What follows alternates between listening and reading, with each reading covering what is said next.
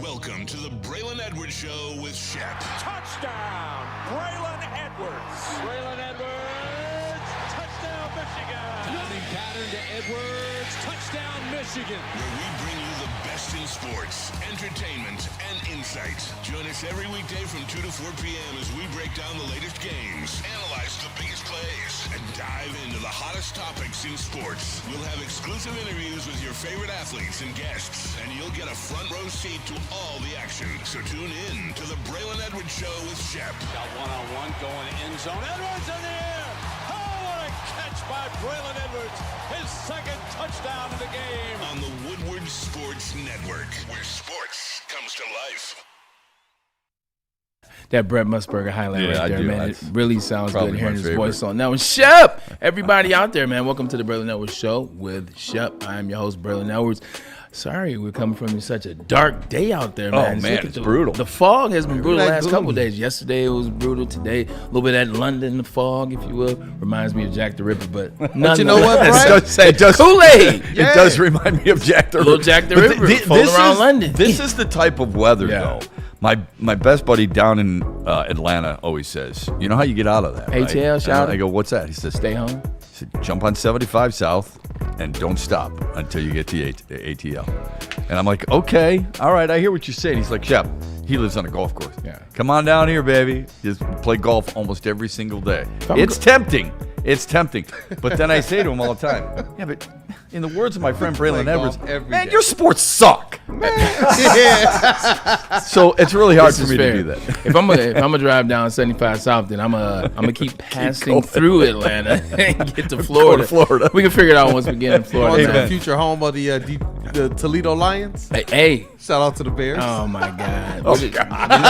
You mean the Hammond Bears? The Hammond Bears. Who believes that? Because I don't believe it. That's crazy. I believe elements of it. I believe that the Chicago Bears have had the best season that they've had in a very long time. They got their quarterback, they got their coach, et cetera, et cetera. I think they've been trying to get this stadium for a very long time. They went way out to the old horse racing fields, the polo fields. Near the airport. Right, near the airport. So they did that, and we'll do this renovation on Soldier Field. And they went back and forth, and the fans and the people were like, look, not our tax dollars, not happening. Amen. I think this is them trying to create some buzz, to create a bidding war to get some of that money that they want. They're not trying to leave Chicago. For They sure. are not trying to become the New York Jets and Giants who play in New Jersey, although it's New York. So I think it's just trying to create some buzz to see if we can up that money, because those taxpayers ain't having it right now. Amen to that, and good for the taxpayers. I mean, they pay enough taxes. Look, there's a part of me that says,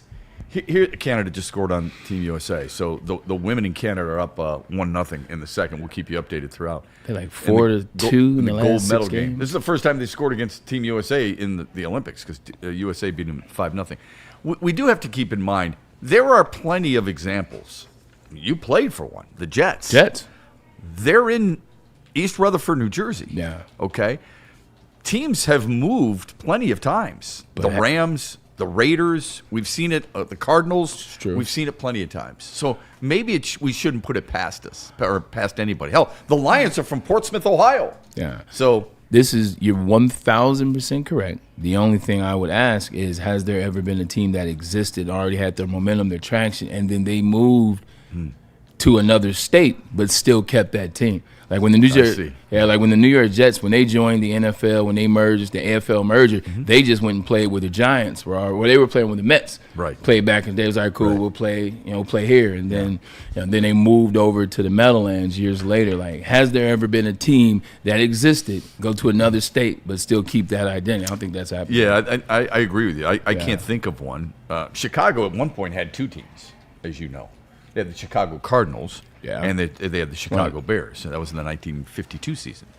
So I don't think it's too unique, but still only have one championship. It's still only one championship, but it is still strange that I know they're overrated in your mind, and I don't disagree with you, but a historic franchise, definitely historic, would leave such a major city and go to a place not many people have ever heard of. Also, too, man, let's keep it funky. Like, we know what Chicago is known for, and it's traffic. The traffic in Chicago is terrible. Whether you're driving from wherever, you're going to get caught in traffic at some point, and it won't even be rush hour. Or, in fact, every hour, every minute is rush hour in Chicago. You're talking about putting that team 30 miles away from downtown in Indiana, in Hammond, Indiana, across that skyway.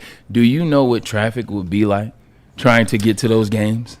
Especially if it's a primetime game, which the Bears will see a lot of. Yes, they would. Once you get out of that bottleneck area, it does open up on your way to Indiana. But this is on 94 anyway. But not if everybody's headed there. Yeah, not if everybody's headed there. Yeah, everybody's headed there for the same reasons. I would guess they would have something in the neighborhood of 65, 70,000 seat stadium, wouldn't they? That's a lot of cars. That's a lot of cars. And it's coming from multiple ways because you'll have people coming from Indiana, coming from Michigan, coming from this way on that side to run into that traffic that's coming from Illinois, coming from Wisconsin and, Wisconsin. Yeah, I'm sure they've done the research. So I don't know how many people they're going to attract in that area. Yeah.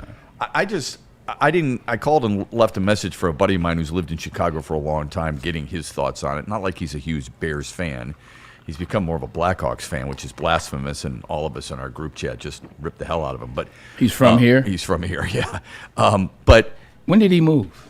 Oh, he moved a long time ago. I would say he's been in Chicago longer than he lived here in Metro Detroit. Yeah. Same with my buddy in Atlanta. Okay. Same with a buddy of mine in Minnesota. They're all from here, but they moved there and they just, hell, my cousin's now Toronto. All her kids were born in Canada. They're like, we're Canadian. Oh, okay, that's cool. Good for you. All right. Fair. I mean, that's what they know. Yeah, that's what they know. Yeah. But I'm sure they've done the research. I just don't see how that's possible. I think you're right. I think they're playing a strategic game here. And I think people in Chicago, I don't know how nervous they would be or should be. I just can't envision them moving there. But this place in Indiana has gotten the necessary approval. Yeah. And you can call it Chicagoland. That's what they do. They call it Chicagoland area. It could be one. I mean, at the end of the day, like if you're making a move like this, if you're having a conversation like this, then you're having real serious conversation. When you've gotten to this stat, 100%. So there's serious conversation going on about it. Like you're serious about trying to garner attention so you can garner money. But what if it just keeps going this way and you look up? Hey, Hammond Bears. Yeah. That's where we're going to see games at. Yeah, I doubt they would ever call them that. That looks like a hell of a stadium, doesn't it? It really does. AI. What do you do? All right, AI. What do you do with Soldier Field? I mean, Soldier Field is legendary. I mean, you've played there. I've been there numerous times. Yeah. I've walked the bowels of Soldier Stadium that is awesome, right? To be able to walk in, give me this perspective from you as an athlete. Did you ever go into a stadium or an arena and just look around as you were about to play and say, you know what? This guy played here. Jesse Owens ran on the same track you did at Michigan. That's unreal, right? So did that ever happen to you when you played at Lambeau or you played in Chicago?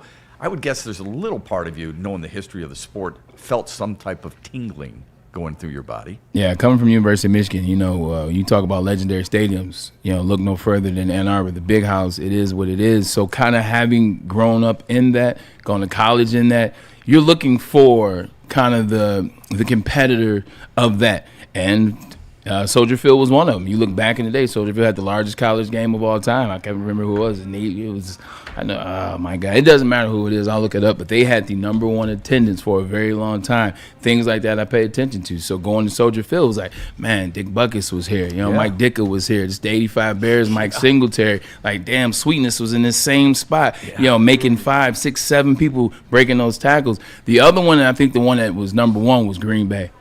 Like, it's just something about Lambeau Field has that. It has that sound. It has that feel. When I went to Lambeau, it's my first touchdown. We've talked about it. 80 yards to the crib was at Lambeau Field. You walk those grounds, and a lot of older players. They were winning in the late 60s or early 60s too. But that was it for me. Was Lambeau Field. I think stadiums in the NFL aren't necessarily historic. There are historic things that have happened there, but they changed names. They, new different sponsors, different title holders, if you will. They renovate. They change the elements around. Some people have knocked their stadiums down, created new stadiums. Like ones like Lambeau Field, Soldier Field, they're holding on to memories for 100+ years. So I think those would be the two for me. You know, you're absolutely right. I mean, just because Baltimore was the Colts for so long, and then became the Baltimore Ravens, and it's now the Indianapolis Colts, doesn't mean that this team is going to change its identity. It's going to keep the identity. It's just going to play in a different place. It's still going to be the Chicago Bears. But there are certain places in sports that are closely associated with the sport in which they host. And I think Soldier Field is one of them, even though I don't like the Bears. And just real quick, Brad, before you give your point, Soldier Field, Notre Dame versus USC, November 26, 1927, over 120,000 fans. That's the one. Wow. That's crazy. Said they sold. That is crazy. Yeah, they said they sold 100,000 tickets, and then they had like 27,000 spectators, jump walls, do the whole thing. Another one was Candlestick Park. Candlestick Park was a big one. I got a chance to play for the 49ers the third to last season that they were at Candlestick Park. So for me going there, you know what I was thinking about, Shep, when I got in the end zone, when I was warming up, I was like, man, that's where Dwight Clark was. You all right? I'm like, this is where Dwight Clark caught the touchdown, etc. Jerry Rice. I mean, I don't know how many plays. We can say the infamous Steve Young run against the Rams. So that was another one for me. But some stadiums don't exist anymore. Like you look at all that success that the Cowboys had back in the day. That's a good one. That was at Texas Stadium. Correct. That wasn't at AT&T. Yeah. Phil C said like Tiger Stadium. Ooh, Michigan and Trumbull. Yeah, that hits home for me for sure, because I miss that place a lot, you know. And you're right. I mean, when you could say the troughs and latrines. Some things I miss, some things I don't. Right? You can always update. That's what I always used to say. You know, when everybody wanted a new one. Okay, and I get it. It's turned out to be the right thing, by the way. Yeah. Okay. Obviously the Palace. Yeah, I love that place. I still miss. I love the Palace. I love the Palace. But it was like, oh, you know, sorry, it's in the suburbs. Oh, okay. It's worth the drive. I hate to tell you. I hate to tell you. It was when dope. your team was good, everybody went there. All right? Like when they first built LCA and they're like, everyone's going to show up. Not if the team sucks, they're not. Okay? The team is what drives it, not necessarily the stadium. But anyway, with Tiger Stadium, it has worked out. I love that it's all very conveniently located. But when you can walk into a place and you just hear the echoes of, you know, Ty Cobb and, at least in my era, you know, the Willie Hortons, the Gates Brown, the Jim Northrups, saw Ty the Cobb Mickey play? Stanley. I did know. I said my era, Gates Brown. I'm old, but I'm not that old. You look good for 120. Man. I just do your workout routine. So but it'll be interesting to see what happens and what kind of following and loyal following they get. You brought up update. Speaking of update, today I had an update of sorts. Shep, I had a question. Why does no one like their driver's license picture? I think because they take the picture and you're not always ready and you're not smiling. You're smiling. Hold on, wait! Don't show. You're it one yet. of the few.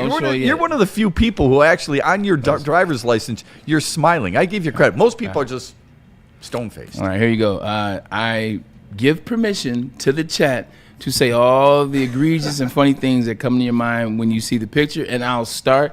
Shep, I'm so glad I finally got a new driver's license picture, so my driver's license is still up to date because it didn't expire till Saturday, my birthday, so I'm still up to date. But took a much better picture. Shep, this picture that I took in 2022, roll the camera. Put the picture up there, if you will, Cam. Now, Shep, this picture right here, you know what it looks like to me? Well, you have a more full beard. Okay. This is a bad diet. Well, all the way around. I was going to say maybe you had your wisdom teeth pulled. I appreciate that. You're a nice guy. That happened after the picture. That happened after the picture. Sir, license and registration, where are you going this evening? That's what this picture looks like. And this is what I've been rocking since 2022. So changed it. Happy for it. Eating better, living better. This was not a good representation of who I am, but I will tell you this. That DMV/Secretary of State process, much better than it used to be. Oh, really? Made the appointment yesterday for 11:30 today. Got in 11:30. I had the piece of paper. Side note, they want you to have a lot nowadays. They asked me for W-2. They asked me for a birth certificate. They asked for a drop of blood. They asked me for a urine sample. They asked me to bring in my pastor to prove that I was in the church. No, but it was a lot faster process. I got in there at 11:30, walked out at 11:42. Oh, nice. Walked out 11:42. So what used to happen is before you could make an appointment on the app, Yep. you used to just have to hope to get there first person available. So you get there in line. Oh, man, look at how long the line is. You try and show up an hour early, wait it out, buy some bagels for people, then go in, take a ticket, and then wait for somebody who is usually miserable at their job. Mad as hell. Oh, my God. Just for no Am I reason wrong? sometimes Is there another profession where you have found more people who maybe not necessarily mad, but look more miserable than people at the DMV? There's only two that I can think of. Okay, Chef. hit me. TSA agents. Oh, yeah. TSA agents are hot, especially the ones that work the security when you're coming through. They're legitimately mad at the world. Sir, ma'am, however you identify, I didn't tell you to work at TSA. Yeah. I didn't tell you to work as Secretary of State. And the other one was cab drivers. I think cab drivers are mad because Lyft and Uber took over their jobs. They're pissed. You get in a cab in New York, where you going? Like, hey, sir, how you doing? How's it going? Yeah. Hey, in Braylon's world, you have to say good morning first. Trust me when I tell you that. It's very important. Start the day with either good morning, good afternoon, or good evening. So if the cabbie says to Braylon, where do you want to go? He's going to say, hold on now. Hold on. Pull over and let me back I may out. go in cab 56. Just hang on a second. How about a good morning first? Good morning. 56. I see what you did there. What was it, Car 56? That movie was Car 54, Car 55? Yeah, something like that. Anyway, so DMV was great. I'm just now I'm tired of all this fog. Like, fog go away and I'm good. Yeah, it's about time we start having that smiley disposition again. Although we're always smiling coming in here. Speaking of smiling and a lot of pride, yesterday was full of it, and for good reason. We'll talk about Team USA and the Michigan players that made a difference when we come back a little bit later on. ESPN has a top 50 free agent list.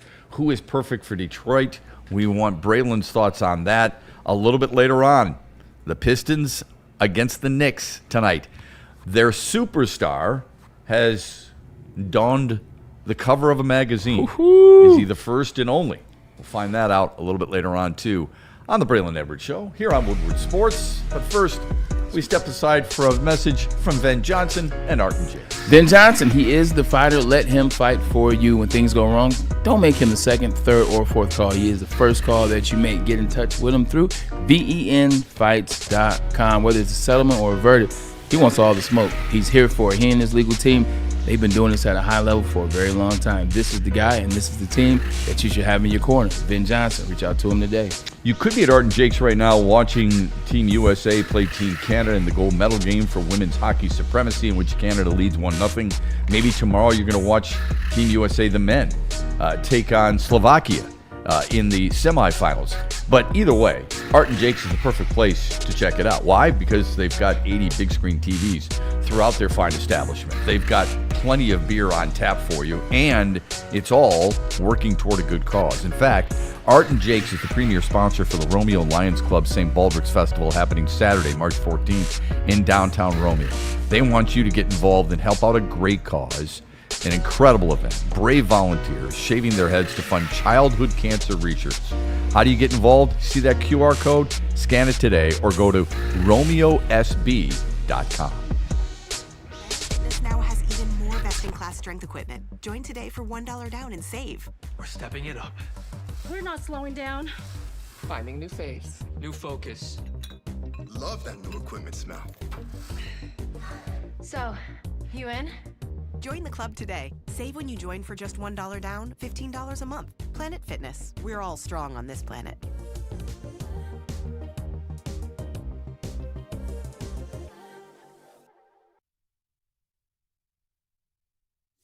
Big injuries, big news. Twice a week, Dr. Jeff Pierce from Michigan Sports and Spine joins Woodward Sports Network for the Injury Insider Report. Big D Energy Tuesdays at noon. Braylon Edwards and Shaq Thursdays at 3:30. Get expert analysis and in-depth breakdowns on the latest sports injuries from the man trusted by top athletes in the community, like D-Mac.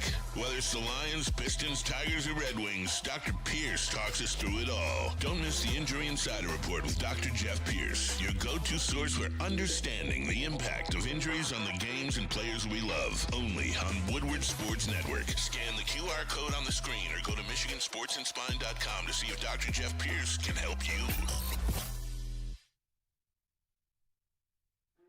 Why do we fight? We fight to protect the innocent, to hold the powerful accountable, to bring the oppressors to justice. Why do we fight? We fight to secure and preserve our civil liberties, to get each and every one of our clients the justice they deserve, and to make the lives of real people just like you whole again. ThenFights.com.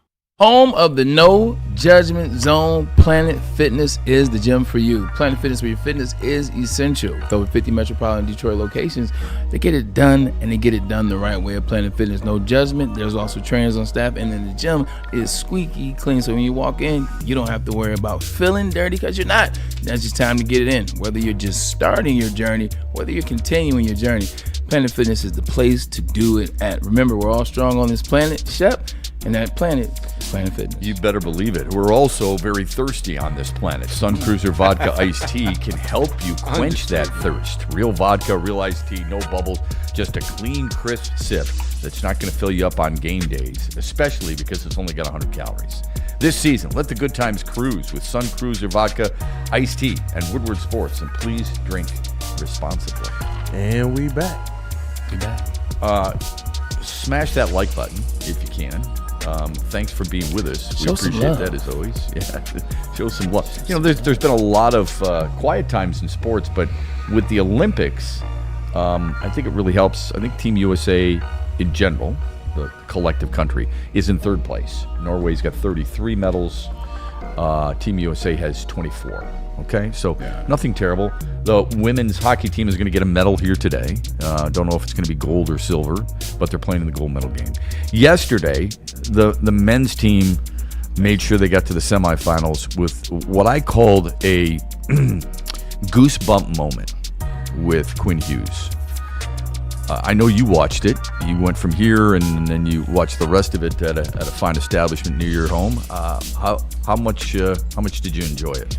I enjoyed it a lot. We went to visit my boy Max. Shout out to Max. We went to visit him, and we went to a spot around the corner from his house just to do our typical, Wednesday vibe. The exception was Team USA was playing against Sweden, and they hadn't beat Sweden on the ice since 1962. And you can tell that the fans inside this establishment, just call it bar for what it was, they were excited. Yeah. They were excited. We walked in. It was overtime. Like, Shep, when I tell you, we walked in 4 minutes before Quinn Hughes hits the goal in overtime, wins the game, and then all hell broke loose. Like, the place went crazy. Mm-hmm. It was one of those kind of, I don't want to go so far as to say, remember Major League when they win and you see like the regular guy who's hugging with the punk rocker, like everybody in the small bar going crazy. Yeah. Like, it was, you were all one. 100%. Yeah. It was like that in the sense of what you said. Everybody celebrated because everybody was on the same team. Yeah. A lot of times you go watch games at the bar, like not everybody is cheering for that team. Mm-hmm. Even if you're in that state, I don't really like the Pistons. You know what I'm saying? I was a Knicks fan or blah, blah, blah. You'd be crazy, but I get it.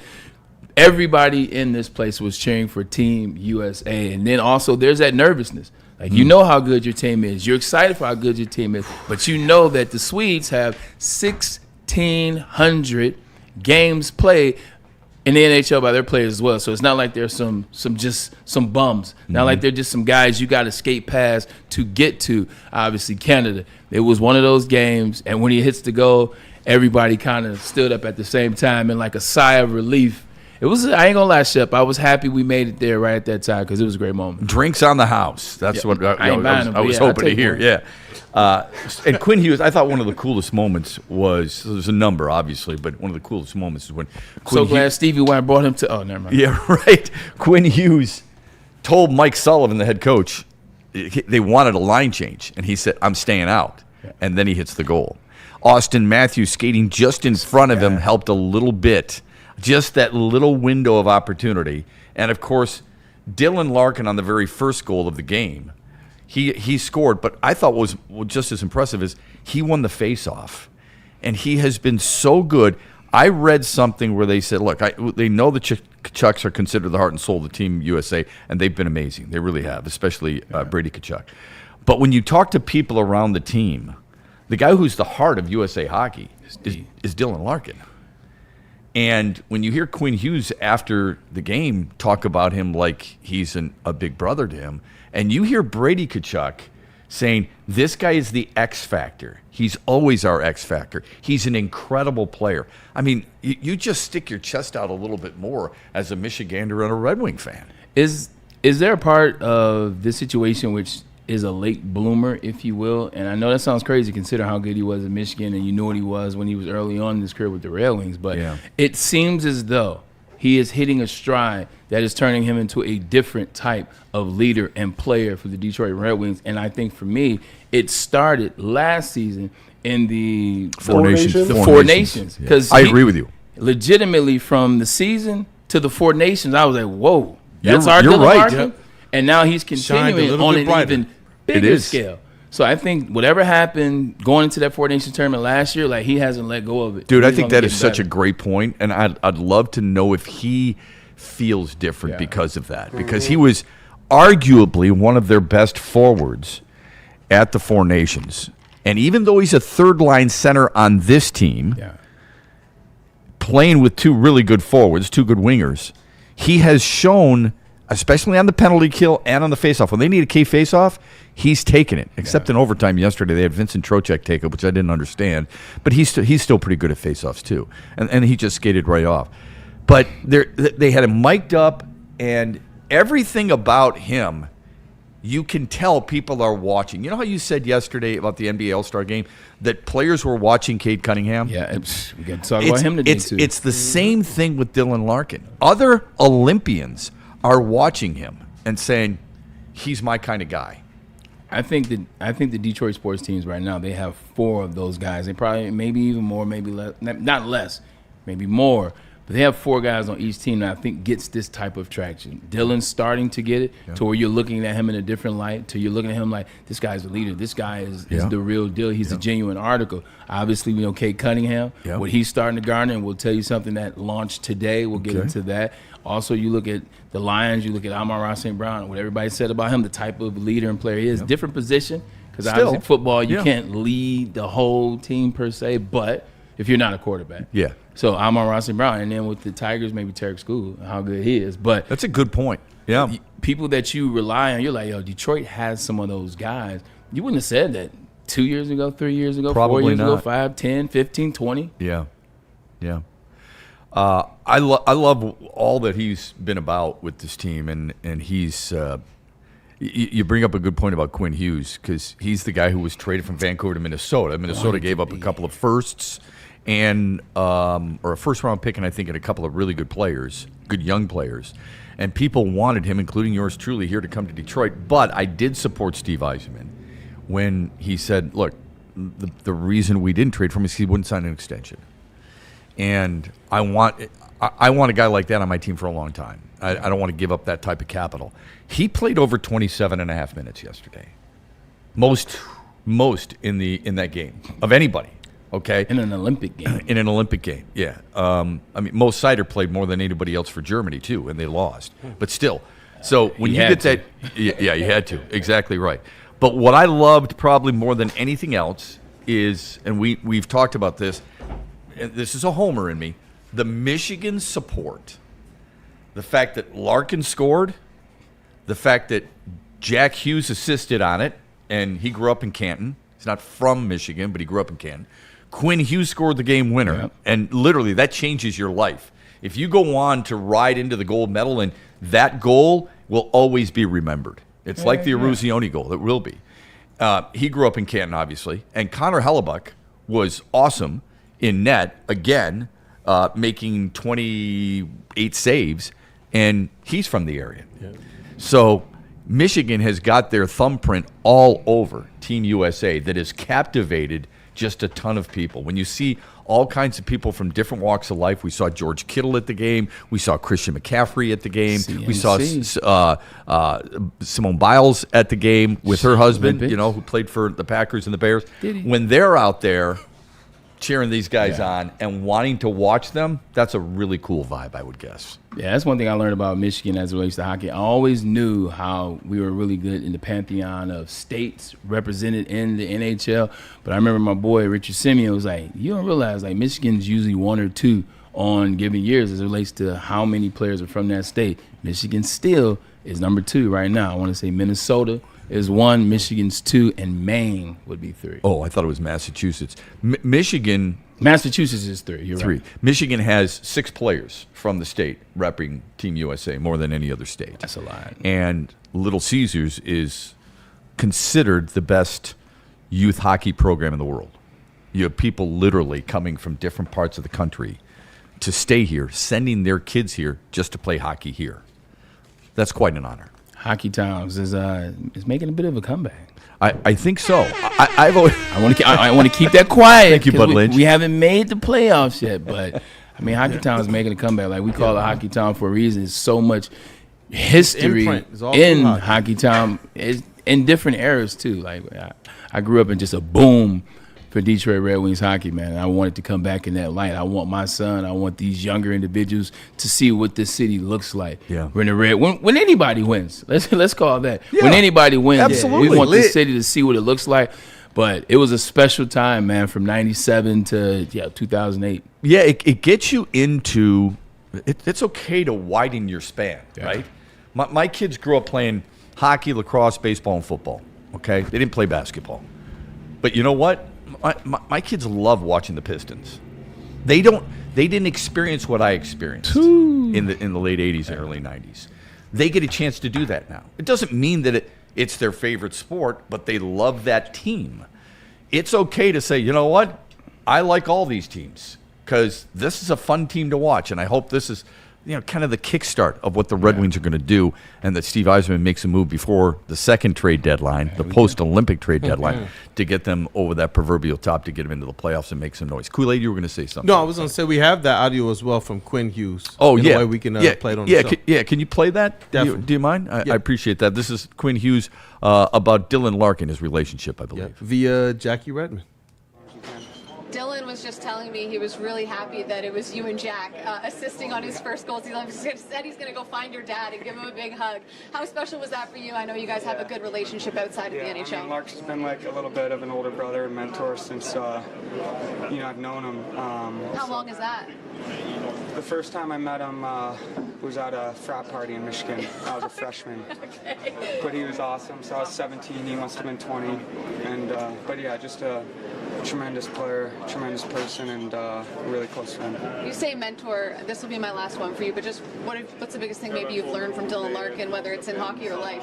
I mean, I think I just follow from what a big heart Larks has, and he always tells me to pay it forward, and I think that's a great message. All right. Well, congrats again. You're going to the semis, and thank you. Yeah, thanks, sir. Sigma Nu or Theta Chi? Which one?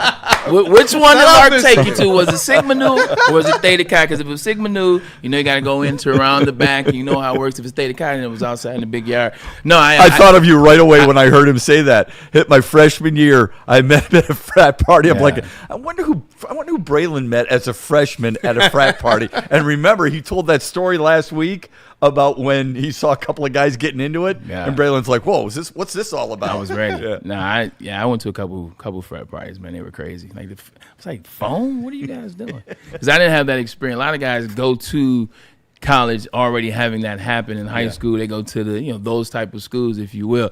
I didn't go to one of those type of schools, and I wasn't partying. So when I went to those parties, I was like, "Whoa."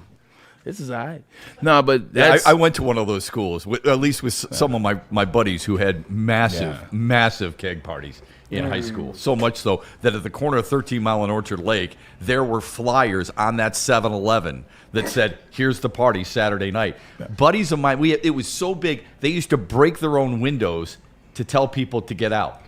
They broke the windows. They made so much money, they'd replace it. They just said, "Okay, that's enough. You're not leaving?"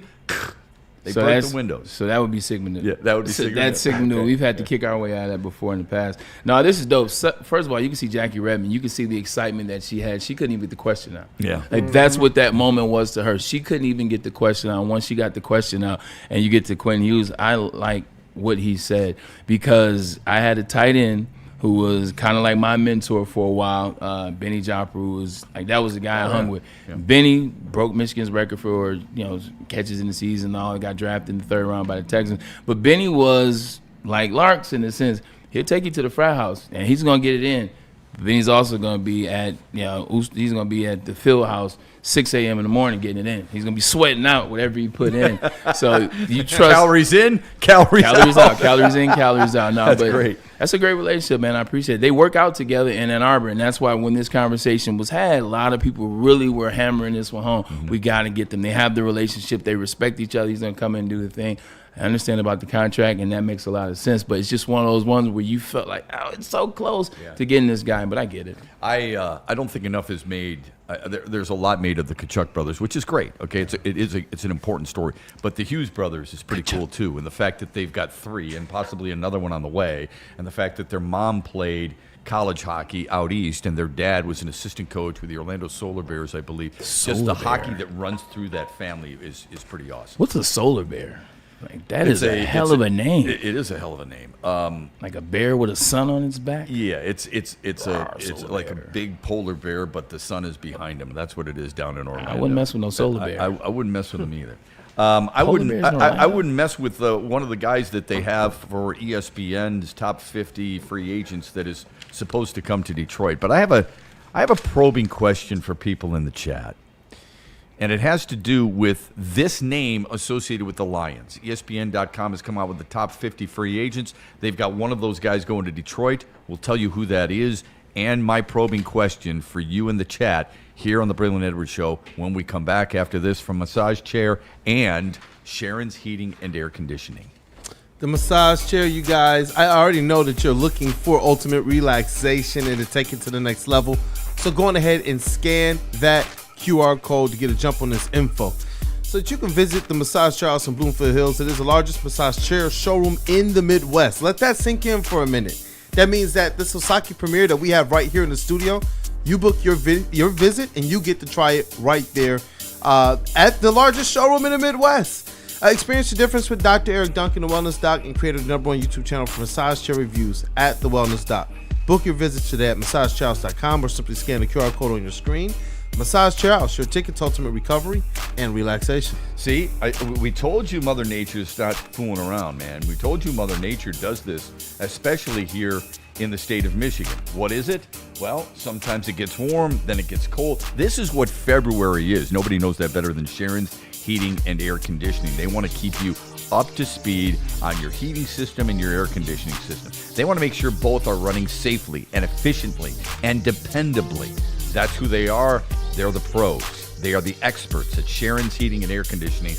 Go to their website today, sharonsheating.com, or call them 734-238-3805 and tell them the Braylon Edwards Show sent you.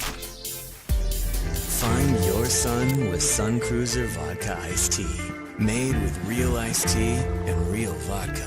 Cold, refreshing, and made for moments like these all year long. Let the good times cruise with Sun Cruiser. Like a frostbite straight from the divine. Cold rush on my skin feels so fine. Muscle freeze, the ache. No side effects, no mistake. Chill Sub-Zero. Icy and true. Feel the chill. It's all for you. It's not magic, just science play. Chill Sub-Zero. You know how some things are so good they should be world famous, but they're not? Our house-made vinaigrette is one of those things. And the antipasta salad, we drizzle it over. Same with our hand-battered chicken tenders. Original recipe soups and pasta sauces. It's almost as if our original, world-famous Detroit-style pizza is mocking them. And that's not very nice. Fitness now has even more best-in-class strength equipment. Join today for $1 down and save. We're stepping it up. We're not slowing down. Finding new faith, new focus. Love that new equipment smell. So, you in? Join the club today. Save when you join for just $1 down, $15 a month. Planet Fitness. We're all strong on this planet.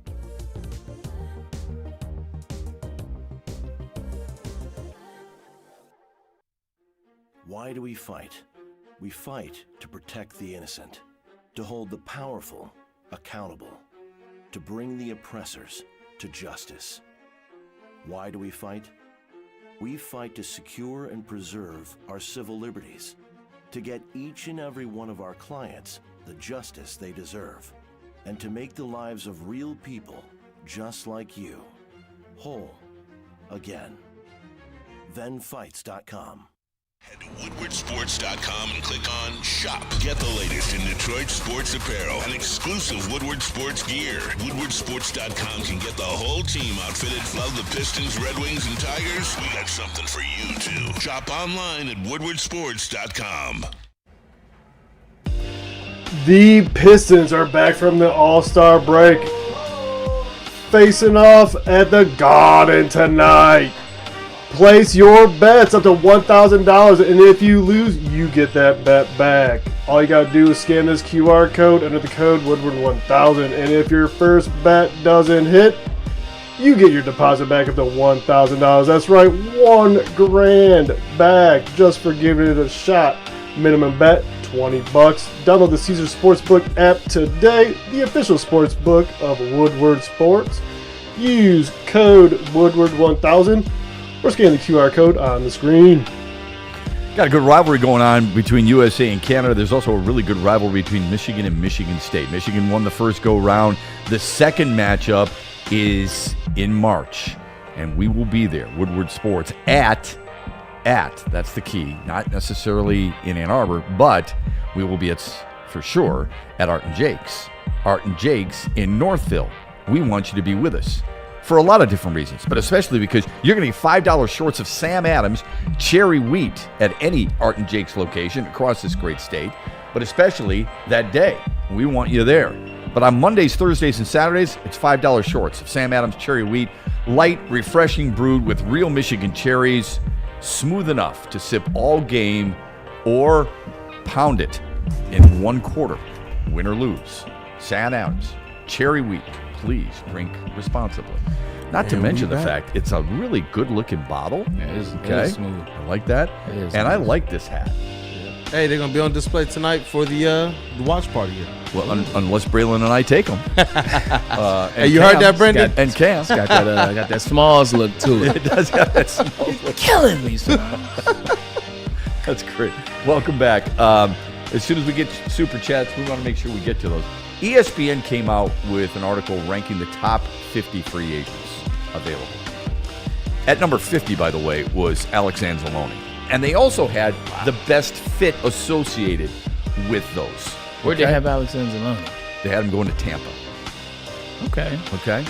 Who would you guess, not that we have to get into this, who would you guess would be the number one free agent available, according to this website? We talked about him on the show, probably Trey Hendrickson. You're correct, sir. That's what they had. They had him at number one, and they had the best fit at Indianapolis. I'm not going to go through the whole thing, although George Pickens, they're going to have him stay in Dallas. We talked about Tyler Linderbaum yesterday. They have him going, I thought of you right away, to the Giants, okay, and reuniting with his old coach. But as you scroll down, you see the free agent and who the best fit is. And there's only one for Detroit. And it's with the free agent at number 39, and that is Joey Bosa. I'm sorry, number 38, Joey Bosa. And here's what they write. The Lions had 16 sacks on third down last season, which was 15th in the league. I think that's a good stat. I didn't know that. So Detroit could add Bosa to elevate the sub-package pass rush, which tells you what? He's going in only on passing situations, right? Bosa, who had 5 sacks with the Bills, on third down, had 7 overall, fits well with opposite Aiden Hutchinson with his speed and power production and effort level to clean up late in plays. Here's my question for you. Are we the only team or team fan base that is constantly asking our number one defensive end for help? Why are we always feeling like we've got to get somebody to the opposite side because our guy can't do it by himself. I know nobody can do it by themselves, but I'm just wondering, do they do that in Cleveland? Who's the opposite guy in Cleveland of Myles Garrett? It changes. It was Jadeveon Clowney 3 years ago. It was Zadarius Smith 2 years ago. Isaiah McGuire. I think they play more through the middle. Okay. They have a version of Aleem McNeil, if you will. Now it's Mason Graham, but they had their Aleem McNeil for a while, and they played side by side with that, and whatever we can get on the right side. Okay. Do you think Pittsburgh? Yeah. T.J. Watt's among the elite at his position. Yeah. Do you think they were constantly saying we've got to find somebody opposite T.J. Watt? No, because T.J. Watt plays on the outside of Cameron Hayward, who was there first. Okay. Cameron Hayward's been even last year he was an All-Pro. I think he's sure. been an elite D tackle for the past 15 seasons. So. But I'm talking about other defensive ends. It seems like we are, not you, but I'm saying we collectively as a fan base, we've got to get Hutch some help. And I'm wondering if Pittsburgh felt the same thing, and that's the reason they went after Alex Highsmith. I'm wondering if people felt that about Houston. We got Will Anderson Jr. We better get him some help, so get Danielle Hunter. I think we are stressing it probably more than just about any other fan base in the National Football League. I don't know. I don't know that. I think in our city, maybe it feels like that to us, and maybe we don't hear the clamoring outside these walls because a lot of those teams do have those guys in the middle that they trust, and they've had those guys in the middle for some years, and you get your guy on the outside. But I think in terms of just clamoring all together, it's because of where the game is going. Mm-hmm. It's because you're getting these quarterbacks that are not drop-back quarterbacks, not just staying in the back and throwing and delivering passes and moving up like Jared, Matt, and Tom. You're getting everybody can run. Everybody's running right, everybody's running left. And I think getting those rush ends, it kind of helps you with that. Because the one place they're not going is they're not running up the middle. Mm-hmm. And I think getting guys on the outside, it takes away from the mobile quarterback, especially if you're not Josh Allen, if you're not Lamar Jackson, if you're not one of the elite rushing quarterbacks. Hey, shoot, we can keep you in the pocket. If we can keep you in the pocket, we can play better football. Okay, you've settled me down a little bit. Thanks. But as it relates to Joey Bosa, it makes sense. It just feels like it to me. It feels like we're always looking for that next guy, and we're like, wait a minute. Narrative. Yeah, it's a huge part of the narrative. Part of the narrative for us. Oh, it's Detroit. Well, they've been talking about the defensive end for a while, so let's add the guy that we know the Lions don't want to spend a ton of money in the offseason. They haven't shown us at least that with Brad Holmes. Who's a guy they can afford on that other side that makes sense. And last year, Joey Bosa was a name that came up to Detroit a couple times. And the season that he had in Buffalo, because I think the big thing that I've talked about is can he fit with a team that does it the right way? Joey Bosa is one of those guys that the reputation that he had, does his own thing, plays how he wants to play. He's all about the quarterback. He'll sacrifice what the play, what the schematics is, kind of like a Chase Young, which is very interesting considering they went to the same school. But that's the type of guy he was. I think he showed a lot of people last year where his engine was and where his mental was, and it's somebody that you could bring in. So he doesn't cost a lot, and he plays through the whistle like we said. I said he had 7 sacks. He has 5 sacks, by the way.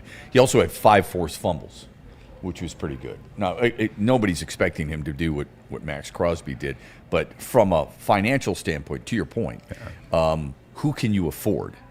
And you're not going to be able to afford Max Crosby. I don't see how that fits. So that's just kind of also not smart. So this is what they had in terms, and I've read this to you. This is what they had about in the description. I don't know if it's the best fit. I know it fills a need, but just because you're filling a need doesn't mean it's the best fit. It's also one of those situations too where like if we're gonna green light this guy, if this is the guy we're gonna bring into Detroit, this is gonna be opposite Aiden. He's gonna be the guy that we've been talking about for years. Boom, we got him. It's Joey Bosa. He's gonna fit. It's gonna look good. Joey Bosa's in year what? 12? Yeah. 13? Yeah. He's somewhere around there. He'll be 11. It'll be 11 going into this year. Need to look in terms of games per year. What does that look like for Joey? How has that looked over the past 5 years? What have been the injuries? What do we believe he can give us? Because if this is the guy that we're bringing in to start, to be the guy, if he gets injured in week 4 and he misses 6, 7, 8 games, it's not going to be one of those situations where you're like, dang, we had the right guy, but he got injured. It's going to be like, This was a major part of bringing him in. It's Marcus Davenport all over again. Without the production. So, Yeah. I mean, with the production. Well, you hope it would be production. So last 5 years, he's played 16 games, 5 games, 4 games. I'm sorry, 5 games, 9 games, 14, 15. Yeah. Okay. It's more than Marcus Davenport, but that's not the bar. Yeah. Here's the other thing. He doesn't play the same percentage. Like we talked about this yesterday, Max Crosby plays 94% of the snaps. Aiden Hutchinson plays 94% of the snaps. Joey's in the 40s. Joey Bosa actually was in 64% last year. Okay. 64, 50 the year before, 51%. So right around half the snaps. He's basically a jack of one trade, and that is I'm going to go in there and I'm going to rush the passer. Which I guess is what they're asking for from that side, because Aiden is the one that does it all, like a Max Crosby, pays the 94%, can play the run, can play the pass. All that I would be asking is, I don't want to bring somebody in and then tell them, hey, we need you to overachieve. Because I feel like that's essentially kind of the conversation. 5 sacks, 5 forced fumbles, 64% of the plays, but he's also only rushing the passer. You know, we need you to be just a tad bit more. I don't want to bring somebody and say, hey, we need you to be more. The person that we're bringing in, I need them to know that this is what they're asked to do, and they can do it. It's not a conversation where you're like, hey, could you take it up a notch this year? Could you do 80? I don't want to have that conversation. I want somebody that you know can give you what you need. All right, here's the conversation I want to have with you right now. Booyah! Give me the player who's better than you think, or better than a more famous name. Okay, think about it for a second. The NFL. Okay, I've got mine. I've got my guy. All right, the guy I think is better than anybody gives him credit for, because he's overshadowed by a more famous player. But if you look at, now you've told me this, numbers are deceiving. I get it. Okay. But I'm going to put up 2 players. You don't have to look. Okay. I'm going to give you the numbers of these 2 players. Okay. One of them you really like. You greatly respect. Okay. The other one, obviously, you've heard of, and I think you feel the same way. Okay. Okay. So here it is. One played 238. I close my eyes. One played 238 games. Because you put me. The other one played 188. Yeah, go 2 shot. Okay. There you go. I got you. The one who had 238 games had 71 picks to 53 for the more famous guy. Okay. One guy had 12 interceptions for a TD. The other guy, who's more famous, had 9. The less famous had 1,050 solo tackles. Goodness. The more famous, 492. The guy who was less famous had 18 forced fumbles. The more famous had 10. Yeah. And lastly, the less famous had 32 fumble recoveries. The other one had 14. Yeah. The one who is less famous, I worked with on the Big Ten Network. You love, and his name is Rod Woodson. Yeah, I figured as much. Who's the other guy? Deion. Correct. Deion Sanders. It's so funny. I did not know. How did you know that? Tackles. Yeah. Because you already knew it was Rod. I already knew it was Rod Woodson. You kind of made a mistake and told me that part. Oh, did I tell you? Oh, I thought maybe because you know I like him. Okay. So when you said tackles, I was like, oh, that's Deion. The question that I would have asked if I didn't know would have been, what teams did they play for? Yeah. Because Deion was in some teams where he didn't have to do a lot. Right. And he didn't have to do all those things. Rod Woodson had to be that for the Steelers. He had to be that for the Ravens. Let me also be fair to Deion Sanders. Rod Woodson was also a safety. Yeah, true. And that's where all the tackles He went from corner to safety. That's where a lot of the tackles come from. Okay. Deion, in fairness too, they didn't throw at him because of he is arguably the greatest cover corner of all time. Arguably, I said. I just think it's interesting when you look at those numbers.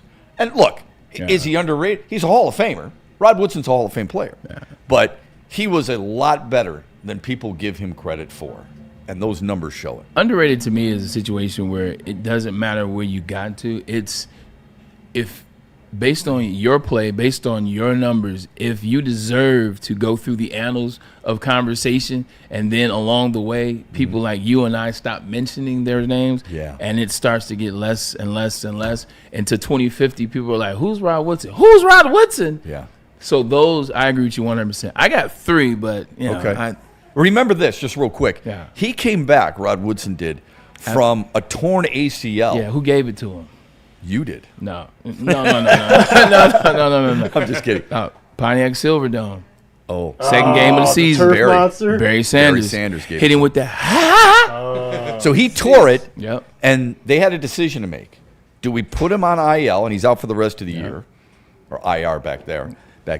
Or he said don't. Yeah. He said I'll be back, and he came back, played well, and played really well. They didn't win the Super Bowl, get to the Super Bowl, but he did play in the. They made it to the Super Bowl. They lost.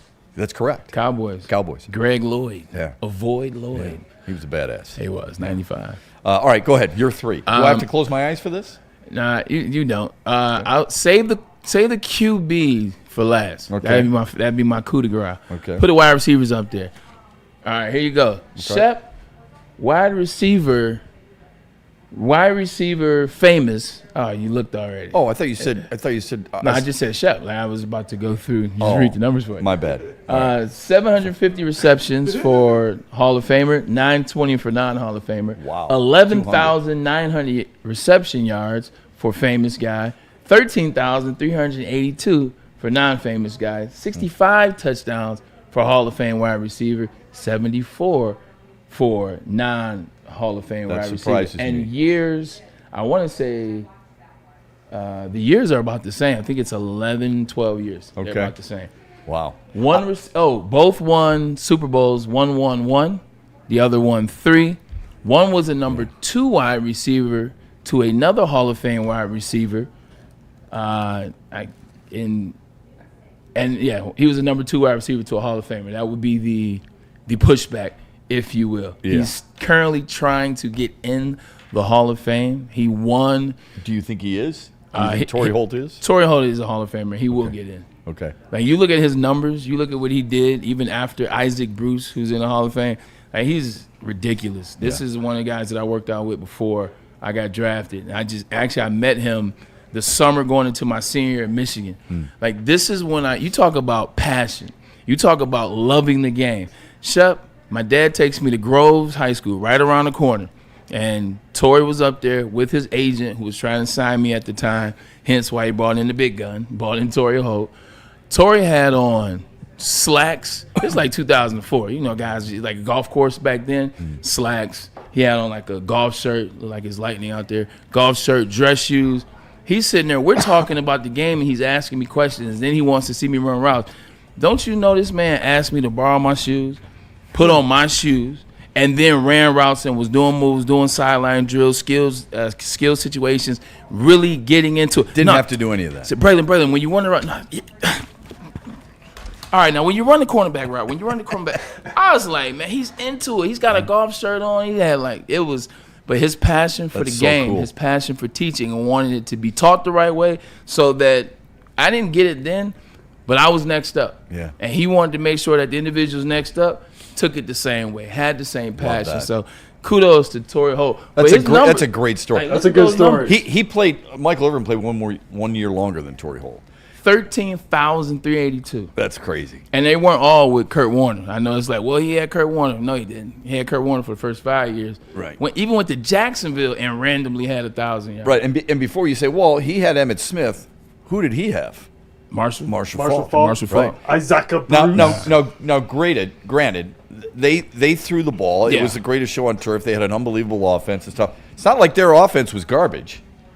The Dallas offense was pretty damn good too. 1,000% it was. Okay. Turner, so. All right, so that's a good one. I love that. Pretty good one. Yeah, really good one. All right. Didn't mean to spoil it. No, you're good. Let's do the next one. What's the next one? This one is an infamous one that they use a lot, so this isn't new. Okay, linebacker 1. Okay, we'll go MVP. We'll go Hall of Fame, no Hall of Fame. Hall of Fame, 17 seasons, 2,059 tackles, 31 interceptions. Let's stop there. Non-Hall of Famer, 16 seasons, 2,039 tackles, 20 less, 23 interceptions, 8 less. Here we go. Passes defense, Hall of Famer, 96, forced fumbles, 19, sacks, 41 and a half. Non-Hall of Famer, forced fumbles, same, 19, sacks, 1.5 less, and 39, or is it, 1.5 less. And then Pro Bowls, 4, Hall of Famer 13. Linebacker 1 is considered the greatest linebacker of all time. Linebacker 2 isn't even in the Hall of Fame. So, greatest linebacker of all time. I'm just saying. Are we talking about Lawrence Taylor? Are we talking about traditional linebackers like greatest Dick middle Butkus? linebacker of all time? Ray Lewis. Ray Lewis. Okay. Is the other Clay Matthews? London Fletcher. Oh. You can put it up now, Kool-Aid. Yeah. London Fletcher is on the other side. Look at that. Games missed. 0. Take your load management and shove it. Says 0 London Fletcher. Tell him, Shep. Wow. That's the crazy thing about it. Like, that's the one thing that stands out for Ray, though. 44 games missed. Mm-hmm. He still got 20 more Yeah, times. but there's something to be said. He is. For No, sure. no, for something sure. to be said for availability. Hell yeah. It's amazing that he has almost as many tackles in one less season. Did you say something about availability? Tell that to Darren Peterson, who we'll get into. Tell that to Darren Peterson from Kansas. Yeah. Well, tell that to the NBA scouts. But okay. All right. Now who's your quarterbacks? All right. Now, here we go. Okay.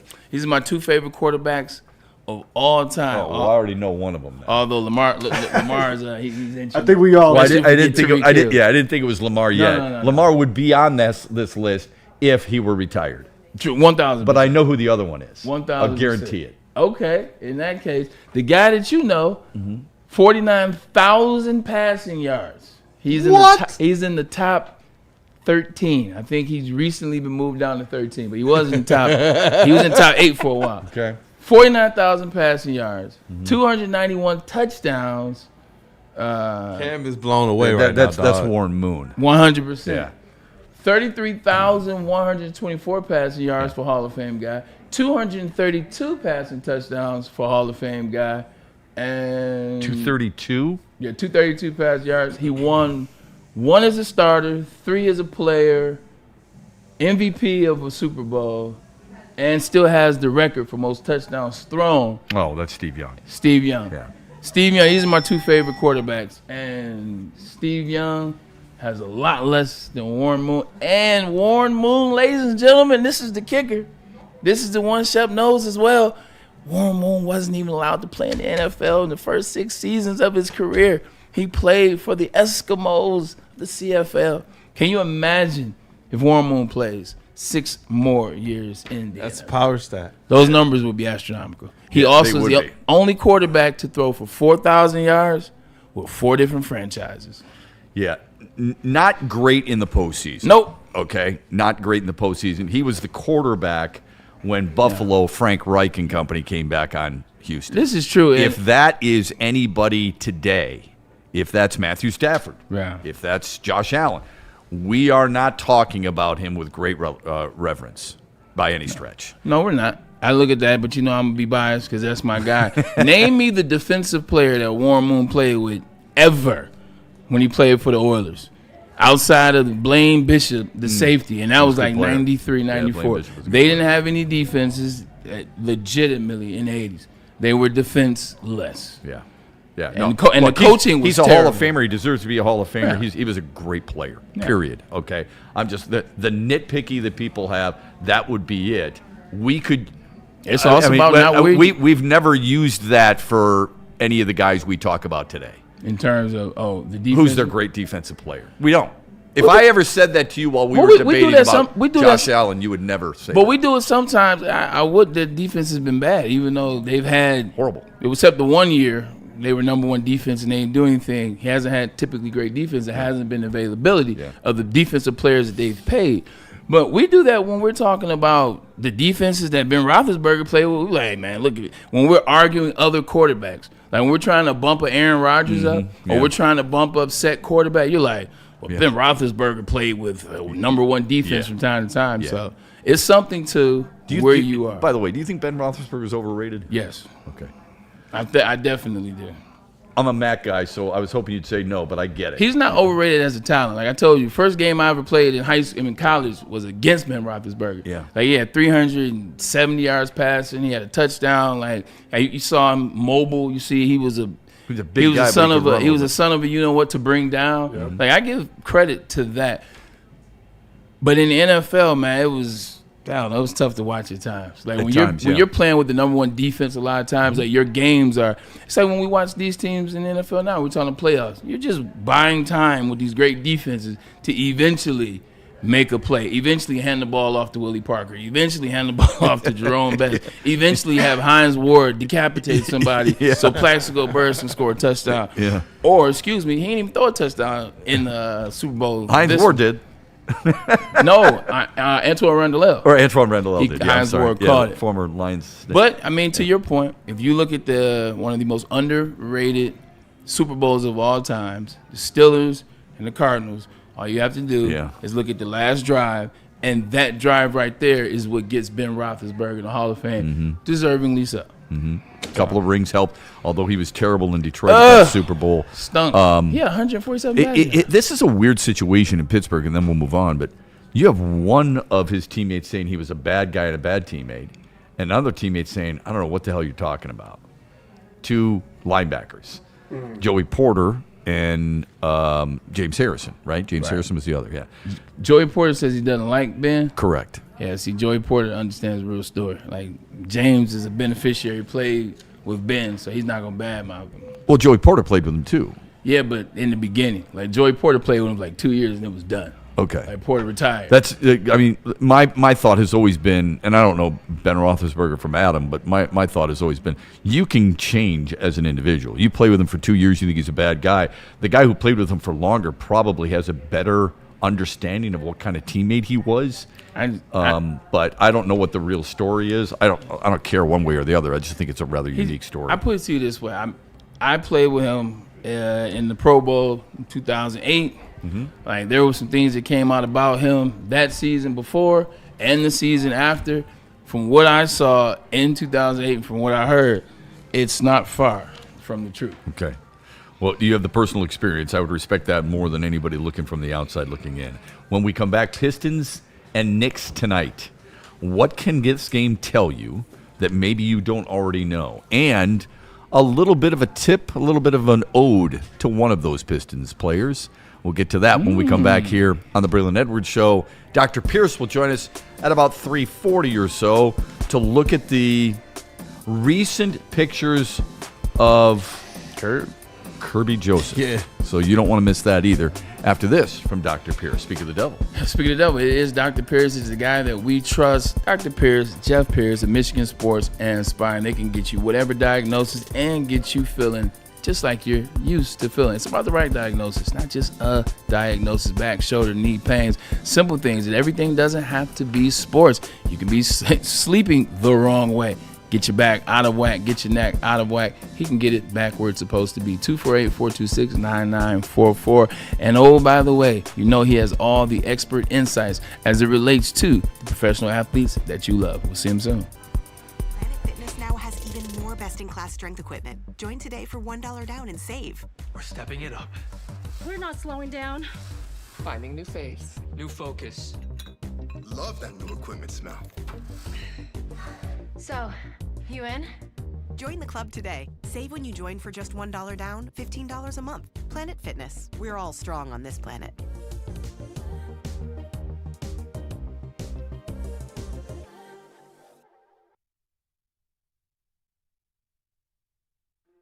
Why do we fight? We fight to protect the innocent, to hold the powerful accountable, to bring the oppressors to justice. Why do we fight? We fight to secure and preserve our civil liberties, to get each and every one of our clients the justice they deserve, and to make the lives of real people just like you whole again. ThenFights.com. You know how some things are so good they should be world famous, but they're not? Our house-made vinaigrette is one of those things. And the antipasto salad, we drizzle it over. Same with our hand-battered chicken tenders. Original recipe soups and pasta sauces. It's almost as if our original world-famous Detroit-style pizza is mocking them. And that's not very nice. Like a frostbite straight from the divine.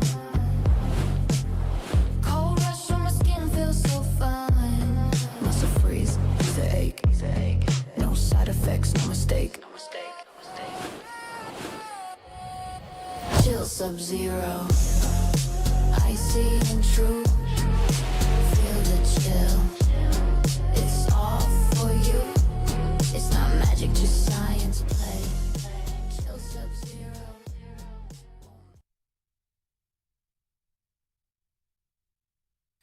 No one gives away more cash and prizes than Woodward Sports. You don't believe us? Here's our latest $10,000 winner.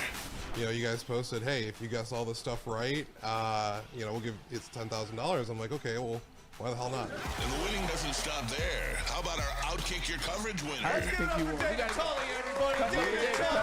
This guy's got a hot girl. Bigger prizes, bigger giveaways, cash, merch, tickets, and more. All from the biggest sports network in Detroit. No one does it bigger and better than Woodward Sports. Make sure you're following, liking, subscribing on Instagram, Facebook, X, and YouTube for your chances to share in the winning. From Detroit's #1 sports network, Woodward Sports.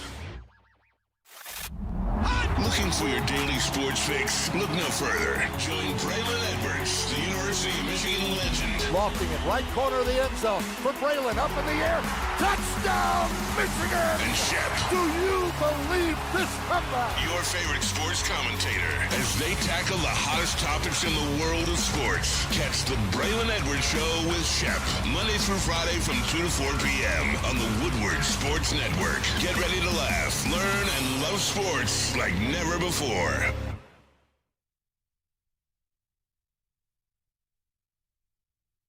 Come to any Lady Jane's Haircuts for Men and claim your throne for a king's treatment from one of our talented stylists. Open 7 days a week, walk in anytime. Just get to a Lady Jane's today and receive a precision haircut, scalp massage, hot lather neck shave, and a hot towel treatment. A haircut should not be a chore. It should be an experience. And that's exactly what Lady Jane's has to offer. Open 7 days a week, walk-ins are always welcome. There's always a location near you. Lady Jane's Haircuts for Men, it's wicked awesome. Head to woodwardsports.com and click on Shop. Get the latest in Detroit sports apparel and exclusive Woodward Sports gear. Woodwardsports.com can get the whole team outfitted. Love the Pistons, Red Wings, and Tigers? We got something for you, too. Shop online at woodwardsports.com. Thank you to all the fans for making Woodward Sports your #1 online destination for Detroit sports. We promise not to drop the ball. Buddy's Pizza is celebrating 80 years as the original Detroit-style pizza. Add some Detroit style to your next event. Buddy's Catering is there for you. The menu packed with, of course, the award-winning pizza. You don't want to go anyplace without that. Their signature salads, they're fantastic. Look at how good that looks. Oh, man, that whole plate right there. That deep dish pizza right now, could you not dive into that? Seriously, if you were a little kid, would you not want to make yourself a little bit smaller, jump off a diving board right into that pizza that looks like a meat lover's? It looks fantastic. And, of course, they also have home-style pasta as well. You can save 20% on your next catering order of $200 or more when you order with promo code Woodward20. That's Buddy's Pizza. Visit buddyspizza.com today. And we back. I like that segment, by the way. That was really fun. good, man. I love. See, you learn something, right? London Fletcher, just an amazing player. And an underrated player, just like I think guys like Bobby Wagner have been, and certain others. You know how I feel about Fred Warner. I mean, middle linebackers are just, I think, oftentimes the heartbeat. It's probably why I like Jack Campbell so much. It is one of my favorite, if not favorite, Lions. Used to be Frank Ragnow. But I really like Jack Campbell right now because I think it's so easy to like, you know, the bigger name guys. I think it's key. I think it's important in football to still have guys that represent old school ideologies about football. Like, you got to have tough SOBs out there, man. You got to have guys that when you look like, you like, he plays football. You said it 2 days ago. I want my defensive end, and as soon as you said that, I thought of certain guys I've liked over the years. Yeah. And, you know, Bobby Wagner is one of those guys. He was a former teammate of yours. Tonight, Pistons and Knicks. They're back at it. It's a national game. It's 8 o'clock. What are we going to learn in this game that we don't already know, do you think? This is what I'm hoping. Shorthanded Pistons. In this game. I believe it's going to be a win. They've won without him. Let's just say hoping to win in this game. Like, look, the Pistons are #1 team in the East. They're finally on the radar of everybody, although we here don't care, but they're on the radar of everybody, nationally, internationally. Cade is not becoming a star. Cade is a person to watch out for. Cade has arrived. He's there. In a lot of senses, as we'll get to a little bit later. But so they're here. What we can learn from this game is now that you have the bullseye on your back, now that every single night that you play, especially down the playoff stretch, games become more important. People fight a little harder. This is when people aren't BSing anymore. Now everybody's watching. Like a game tonight, this primetime game, it's prime time for a reason because you're the primetime Pistons playing against the Knicks. So what I want to know from the Pistons, are they equipped to handle this moment? Not the moment in, get back to the playoffs and, do a little bit better than they did last year. What does it look like this year? Now they had some success last season. Now I'm talking about the moment is here. You're the number one team in the East. People are gunning for you. People are looking at you. Cade, you're the man. Like, you got all type of things going on for you. Can you handle distractions? Because as you win, distractions come. Right. Distractions come, and fun distractions and good distractions, whether it's commercials, whether it's magazine shoots, whether it's whatever, interviews. That comes with being one of those teams. I want to see tonight with all that on the line. MSG, you know who's going to be there. You know what was said about the Pistons, 100%. What was said about the – we know they can win there. In the playoffs, it's not about can they win there. Yeah. It's about now you're a different Pistons team. I want to see can they block out the outside noise and still continue to play that basketball and win like they've been winning. That's more so what I want to see. Amen. In the words of Mike Singletary, I like that kind of party, for sure. the reason I shrug off the shorthanded stuff is because we didn't say that about the Knicks when Karl Anthony Towns didn't play at LCA last time. So I'm not buying that. Yeah, I agree. And by the way, they were shorthanded the game just before the All-Star break, and we didn't mention that either. Yeah. Okay, so I'm not mentioning it now. I'm not going to cushion this. Oh, if they lose, they were shorthanded. Bullcrap. Yeah. We praised Paul Reed for what he did, and some people actually went so far as to say Paul Reed is as good as Isaiah Stewart and might be better offensively. Yeah. So if we're going to sit there and stroke and give that kind of love, then I'm not going to caution this one by saying, well, they're shorthanded. The Pistons are good enough to beat the Knicks because of their matchup, I believe. Yeah. Even without – now, I don't want to go into a series without those guys. I'm not saying that, please. I want Jalen Duren back. I want Isaiah Stewart back. I think they're important pieces. But I think they're good enough to do that. Even if they lost tonight, it would not overly concern me. If New York doesn't win, they have to be looking at themselves in the mirror and say, okay, to Kool-Aid's point, they played out without their two best bigs, at least one offensive. They played without an all-star, and they lost their best perimeter defender or their best low-post defender.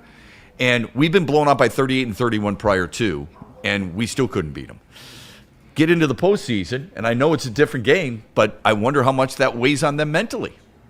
A lot. I would think so. Yeah, 100%, because you start to see that there were multiple times that we faced this team, and regardless of what they had, what was available to them, not only did they win, they beat you know what. That becomes a mental thing. Can you beat this team? I told you about that Patriots game. I will always bring it up. Like, we won the first one against the Patriots in 2010. Second one on Monday night, we lose 49-3. Like, there was part of the conversation, there was part of the locker room. It's like, man, damn, man, these Patriots, man, they're like that before we played them in the semifinals. But, you know, the majority of the locker room rallied around and said, man, they're just guys. We beat this dudes, et cetera, et cetera. So, but that can linger, that can settle in, you know, to what your mental makeup is. I can't wait. I really hope Detroit does it again. I mean, I don't care how much they beat them by, but to Kool-Aid's point, I hope they beat them just to shut everybody on the national stage up. I mean, there are people, believe it or not, who get paid for a living to break down basketball, who have said, A, Jalen Brunson is not scared of the Pistons, and B, he's one of the top 3 Knicks of all time. Somebody has said that. Somebody who played in the league said he's one of the great, already, Jalen Brunson's one of the greatest Knicks of all time. Nobody's saying that about Cade Cunningham, and Cade Cunningham's better than Jalen Brunson. And you don't think so? Did I hit a sore spot there? Am I being a homer there? I would rather have Cade on my team, but in terms of what they've done in the NBA so far, Jalen Brunson has a better career. All right. Cade's a better player. Fair enough. It's a good debate, and listen, I respect the decision. Brunson's been to 2 conference finals. What I can't get over, though, is, and I like him. It's not that I don't like Jalen Brunson. I think he's a really good player. Are you trying to tell me that already you've decided that he is better than Patrick Ewing, Walt Frazier, Dave DeBusschere, Bernard King? Phil Jackson. I mean, he won an NBA Cup, Shep. Well, that's you know what? You got me. You got me. Willis, did I say Willis Reed? Yeah, no, you didn't. I mean, didn't. I mean, those guys. And I'm not just. But look, dude, I'm no aficionado. Oh, yeah, Allen Houston's probably in that conversation somewhere. Oh, you don't like Allen Houston? Straight up. No, I like Allen Houston. I said that you kind of. No, I didn't think he was a top 5 player. I would say Earl Monroe before Earl Houston, but Allen Houston got what, 19,000 points, 20,000 points. All right, to this point. But either way, what happens is, but you know what happens here? When you don't have sustained success, you can make dumb comments like this without recourse. Because when you look at the Knicks, outside the individuals that you named, Dave DeBusschere, outside of Willis Reed, Patrick Ewing, and Walt Frazier, ain't nobody won championships. Yeah, Earl Monroe did. He was on that team. Yeah. 72, 73. Yeah. So from 73 to 2026, there's no championships. There's no one that you can say, well, there was Ewing in the 80s, well, there was Allen Houston in the 90s. So when you make comments like that, in this world we live in today, what do people only care about?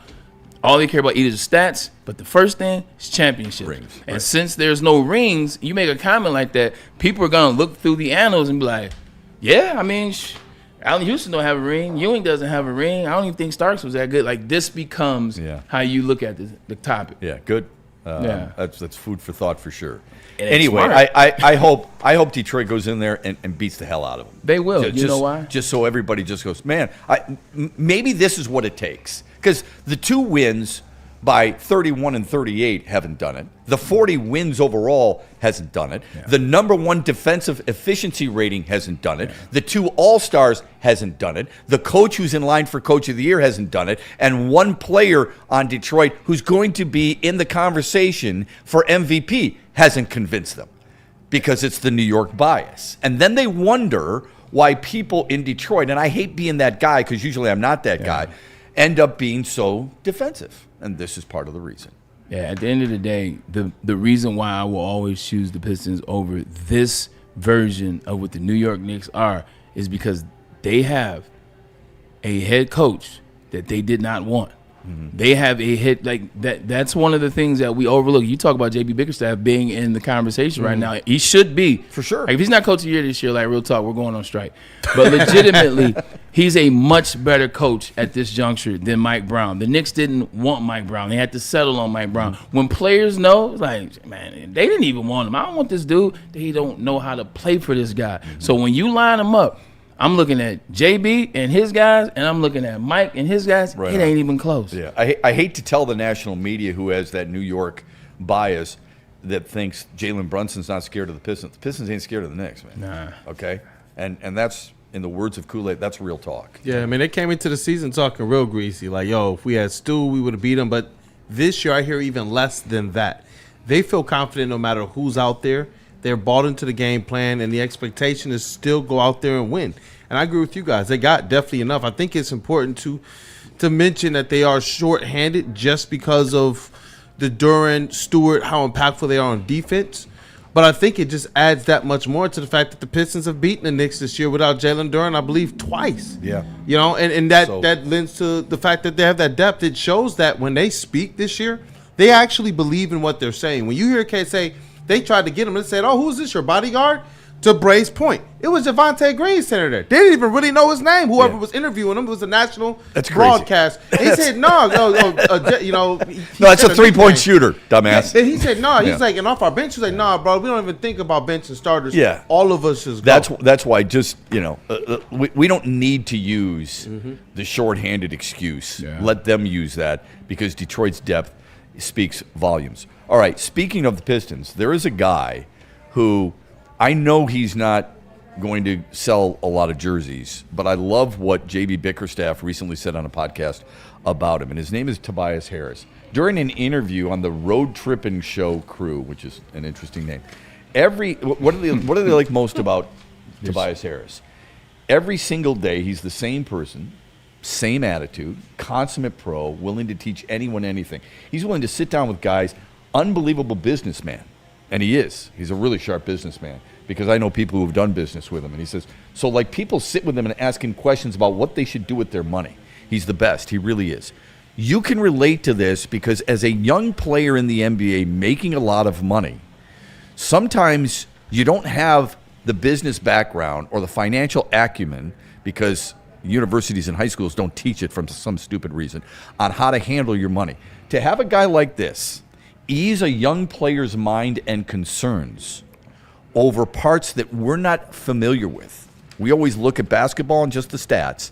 For him to be part of that and do it so calmly and professionally has to be a huge relief to a lot of these guys and endear him to this team even more. No, it does. You know, we live in an era where these young cats make a lot of money. They make a ton of money. And the NBA and just the whole experience, a lot of sports, but the NBA in particular, the experience has changed. Now, you'll talk to veteran players, and they'll talk about guys being on their phone, you know what I'm saying, before the game, during the game, halftime, etc. That's what's going on. You talk about guys just going out all the time, guys just blowing money at the clubs, guys taking the outside of the arena more serious than the inside of the arena. So this is what's going on. So to have a guy who can give you a little insight about your financial situations. Hey, you might want to invest in this. Hey, you might want to do this. Hey, do you have this? Hey, are you giving too much power of attorney to your financial manager, to your attorney, to your accountant, et cetera, et cetera? Have these conversations, but also that man can still hoop. That man can still hoop. That man can still get a go. Oh, you a little ahead of us? You a little ahead of us, Cam? I guess so. You're a little bit ahead of us. And give me a spoiler. Now we're caught up. Team USA ties it up with 2 minutes left. Braylon goes, now we're caught up. There we go. Team USA pulled the goalie. They did what Sweden did yesterday. Yeah. They pulled the goalie, and they got the extra tacker and scored with 2:04 left. So it's tied at 1-1. Go ahead. Yeah, but we also can still ball. I actually went out maybe last year to a party, and some of the Pistons were there. He was there. I watched how they acted or how they were doing.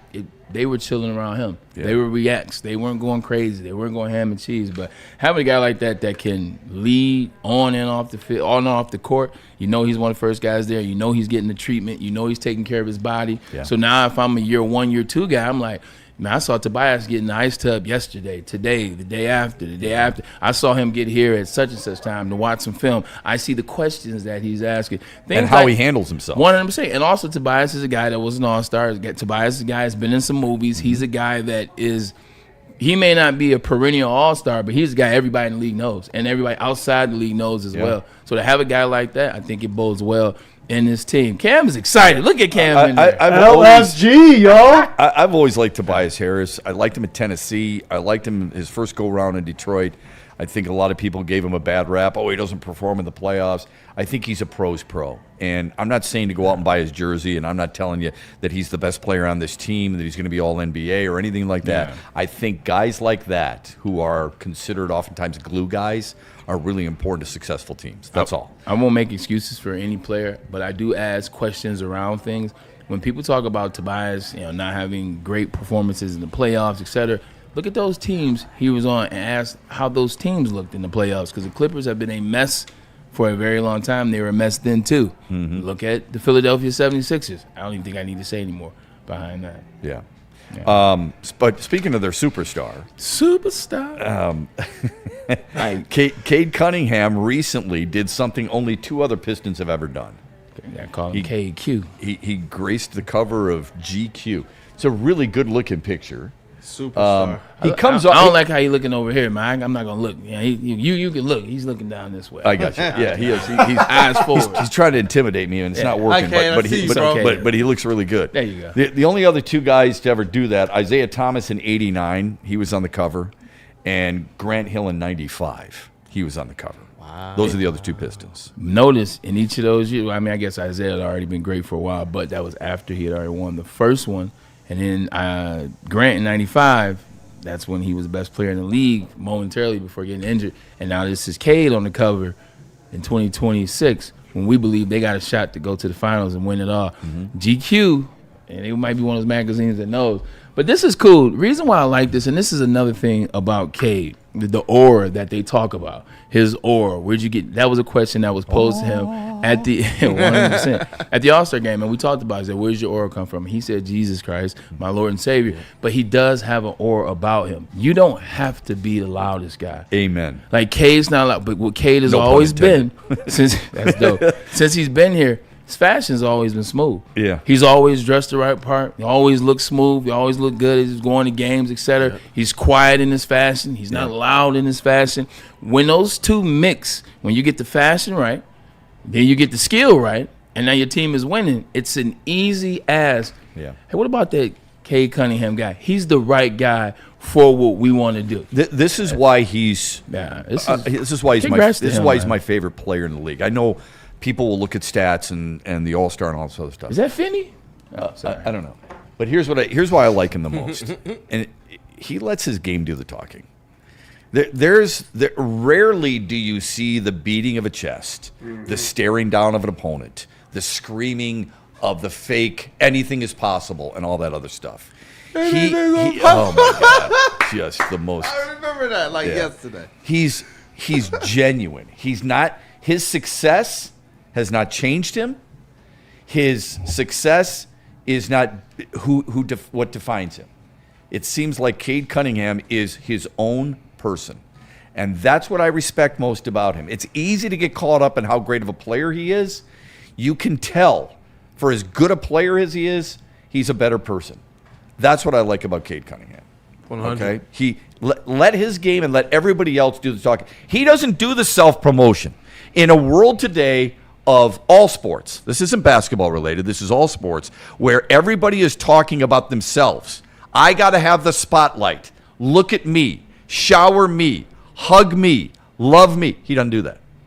No. He goes out. He does his business. Every flipping day, he plays at a high level, and he lets his basketball game do the talking.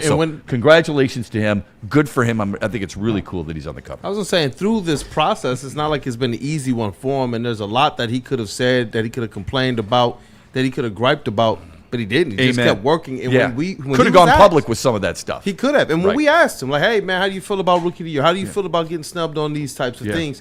He said, bro, we're just not winning. Right. He's like, I know the type of player I am, but I also know this. If it's not affecting winning, this is just the way it's going to go. You want winners? He's a winner. You can tell he's a winner, right? Because he's all about ball. It reminds me of what they asked Connor McDavid before the Olympics. He's like, I don't like golf. I don't watch shows. I'm not into movies. I want to be on the ice. That's all I want to do. I want to hear the cracking of the ice. I want to see the Zamboni drive by and jump out. It's been the thing that excites me most since I've been a little kid. Cade Cunningham, that's what he is. He wants to smell the gym. He wants to hear the squeaking of the sneakers. He wants to hear the bounce of the basketball and the swish of the net. He's a basketball player. That's the same thing that Scotty Scheffler was saying last season. We were talking about that. Scotty was talking about, he said, look, man, I just golf. Yeah. I don't care about any of the other stuff. I'm a golfer. He said, look, even when I win, I'm thinking about the next win, probably that next day. But 1,000% Shep, there are individuals that love their sport to get them there just so that they can be around the things that come with the sport. And there are those that dare to dream bigger. We're dreaming big with him, and for good reason. 1-1, they've played regulation. It's going to go overtime. So everybody can grip the stick a little bit tighter. I know. Wow, this weather sucks right now. I hope I hope everybody's basements are all right. We're going to talk to Doc. He's coming up, right? Yeah. All right. Yes, sir. I was told. So you were told that is definitely happening. What am I missing here? I think we've got everything, right? I think we've pretty much come to Darren Peterson stuff from Kansas. Yeah, and I wanted to add something on there with the K conversation. When I got to talk to Jalen Duren down at All-Star break, we asked him, what was it? In L.A. We asked him, I got to ask him, what was some of the things that kept you in your head afloat while you guys were playing some of the worst basketball? And he said, it was something Cade said. He was like, up to that point, mentally it was tough. But he said when Cade said, we're not 2-28 bad, he said that changed everything for them. And he talked about the way that Cade worked as if they're working for something despite being mired in kind of the bad place they were in. He said that helped them keep their head up. So, just kind of more to the leadership of him, just kind of playing the part, doing it by example. And that's something that Karis LeVert said too. He said Cade don't talk much. First day of training camp, we asked him. He said he doesn't talk much. Doesn't need to. He said he just goes out there. He does his stuff. Like you start realizing he's in the gym before us. He's in the gym later than us. He's in the weight room. Wait a second, is he upping his weights and not just maintaining things like that? So love that. Great story. Appreciate that. That's good. Good insight from Los Angeles. Hey, before Doc comes in, the one thing I did want to get to, there were some early odds for the Lions over/under next year. Ooh. Sometimes I worry about this, Braylon, because we don't know what the Lions offense or defense looks like right now. Okay, we just don't. I mean, they could be sniffing around some free agents that we're unaware of right now. Okay, they could be looking at an important piece to that offensive line. So we don't know. But if I asked you, based on DraftKings releasing their over/under win total, what would you guess the Lions over/under would be? Last place team, so they're playing a last place schedule, blah, blah, blah, yakety smackety. 9.5, 10.5, somewhere in there. 10.5. 10.5. You think that's fair? Yeah. Okay. I do. I'm looking at the schedule now. Mm-hmm. I'm looking at the teams they play now. I think it's fair. I mean, for what that team should have been last year, for what we believe that they're going to do in the offseason, I mean, that team should have won 12 games last year. Realistically, I mean, they could have beat the Minnesota Vikings twice, and they could have beat the Steelers, and they did not. So looking at it from that lens, I believe they're going to get better. I believe they understand what's going on. And then you look at the schedule. I got to say, I'm looking at it, just going outside the division, they're going to beat New Orleans. They're going to beat the Giants. They're going to beat the Jets. They're going to beat the Titans. They're going to beat the Falcons. They'll beat the Panthers. I'll think about the Falcons. They'll beat the Cardinals. They'll beat the Dolphins. That right there, without even playing in your division, is 1, 2, 3, 4, 5, 6, 7, 8. There you go. And I didn't say they're not going to beat some of these other teams, but I'm just first look. First look. I would take the over on 10.5. 1,000%. I would take the over. See, yeah. Of course, I also thought this team would win 13 games last year, so what the hell do I know? Last year's not on you. Last year, we didn't know that the front office didn't necessarily equip us at the right spaces. Well, if you will. It is on me, and here's reason. I saw what their starting lineup was going to be, and I still thought they would win 13 games. Okay. It is on me. I was flat out wrong. I was way wrong. I appreciate and that. I shouldn't make those types of mistakes, but you live and learn. There is a report, a recent report, it just came out, that Detroit is sniffing around some tackles. Green Bay's got a couple of free agent tackles, Rasheed Walker and Darian Kennard. So here's the rumor from All About Football, rumor mill, okay? The Lions have been sniffing hard around the free agency offensive tackle class. That is according to Jeff Risdon. I like this. It tells you something, too. I was just going to say, are you reading into it what I'm reading into it? That Taylor Decker has told them maybe it's time I move on? I'm reading into it either that or something else happened or both happened. Remember what happened with Frank Ragnow? Frank Ragnow didn't tell them till after the draft. Correct. So then they got to scrambling, rightfully so. And that came out, and you're like, okay, we'll give you a little bit of a breather. I think it's a situation we don't want to deal with that again. Amen. So let's just get this tackle out the way. We won't even put it on you, Taylor. Get this tackle. Okay. It's on us. Exactly. You see what we did, so you can. We appreciate your service. I think that's more so what it is. Maybe a conversation from him, and or what happened last year with Frank. I'll be honest with you. My hope was that they were going to be, quote unquote, sniffing around a center. Thank you. That's I don't want, with all due respect to rookies, I don't want a rookie center.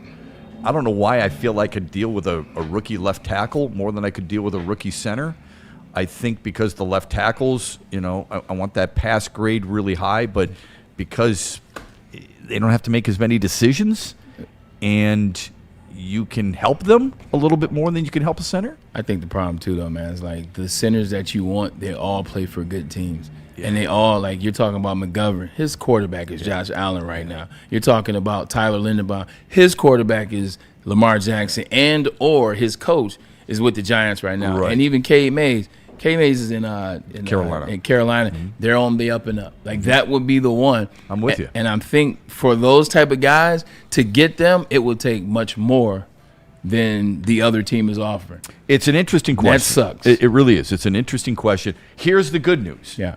They recognize that they've got to get better at that, and they've got to go get him. Now, I would prefer Rasheed Walker because I think he's a better player, but we'll see how it moves forward. It's nice that they're at least considering. When we come back, speaking of nice, Dr. Jeffrey Pierce is always nice to have in the studio and always nice to talk to.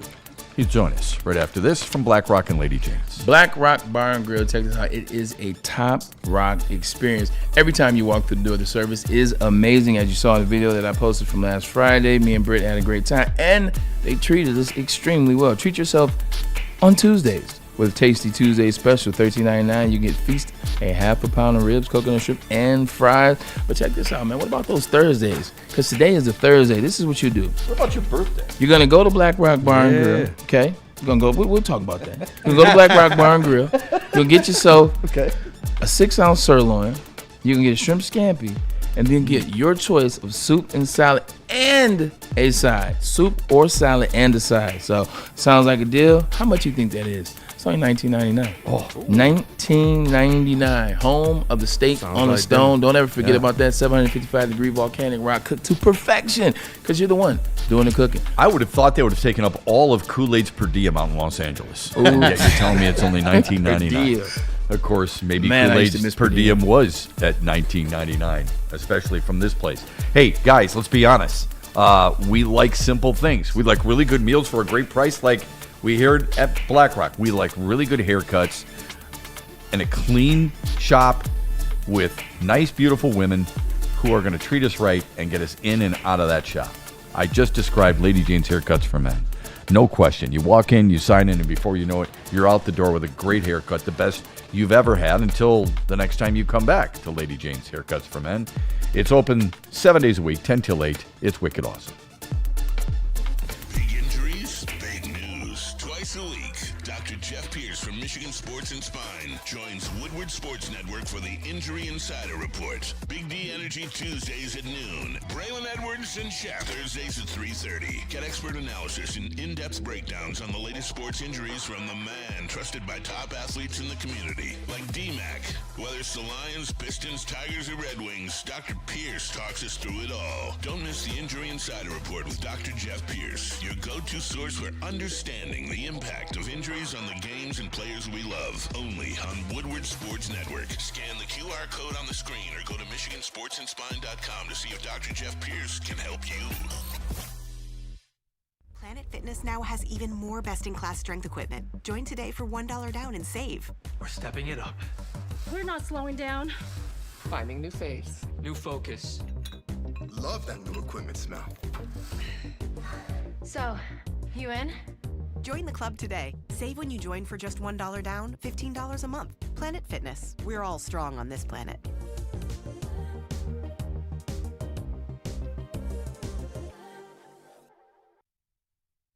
You know how some things are so good they should be world famous, but they're not? Our house-made vinaigrette is one of those things. And the antipasto salad, we drizzle it over. Same with our hand-battered chicken tenders. Original recipe soups and pasta sauces. It's almost as if our original, world-famous Detroit-style pizza is mocking them. And that's not very nice.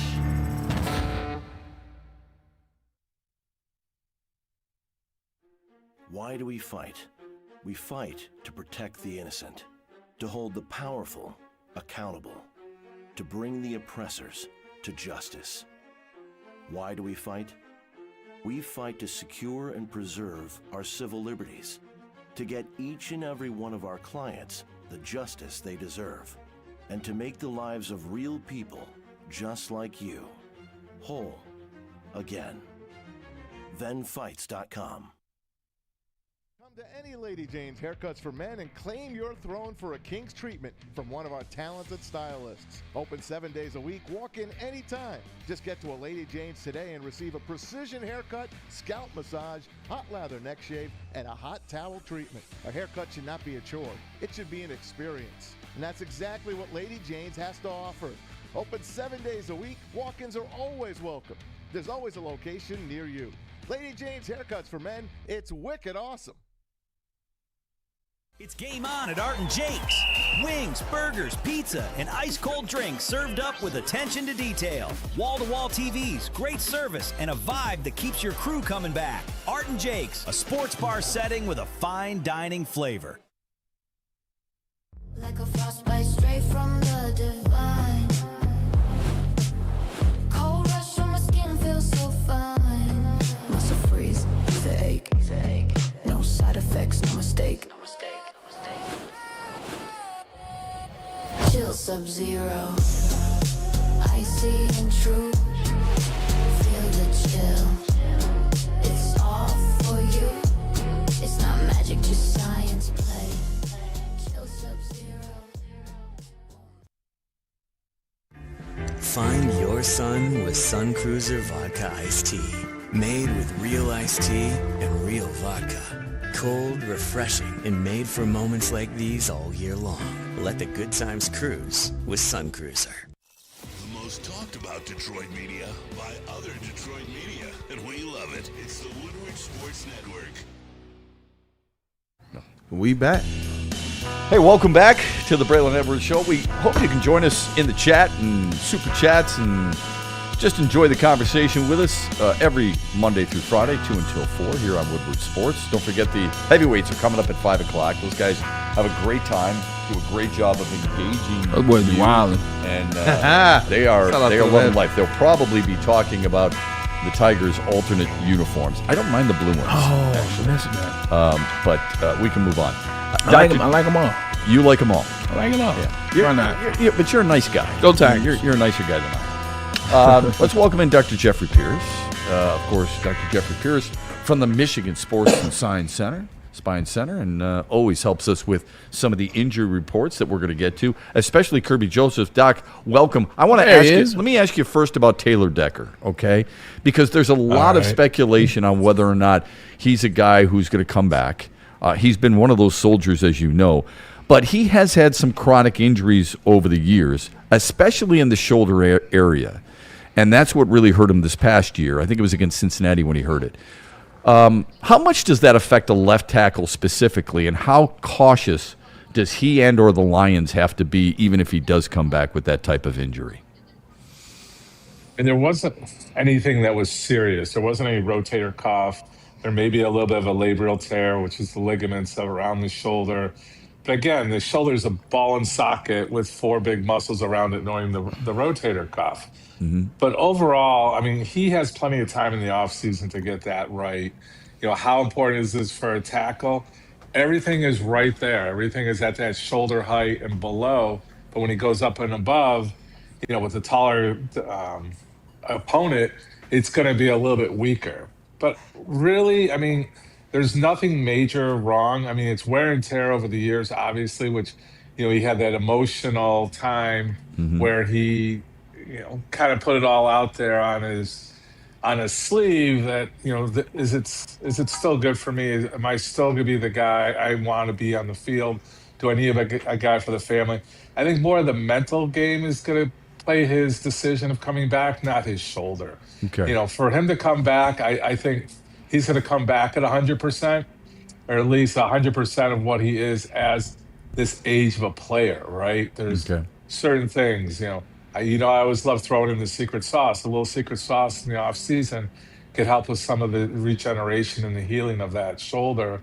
But if he's committed, this guy's committed in the weight room and getting himself back and ready to play. Yeah, I agree with Shep. I agree with Doc. I think it's one of those situations where when you're an older player, you're looking at yourself, you're watching film to see what you look like and what the product that you're putting out there is. And if Taylor Decker's looking at his product from last year and he gets to a point where he said, that's not me. That's not the Taylor Decker I know. That's not when I was making Pro Bowls. That's not when I was at Ohio State. That's not when I was the first couple of years.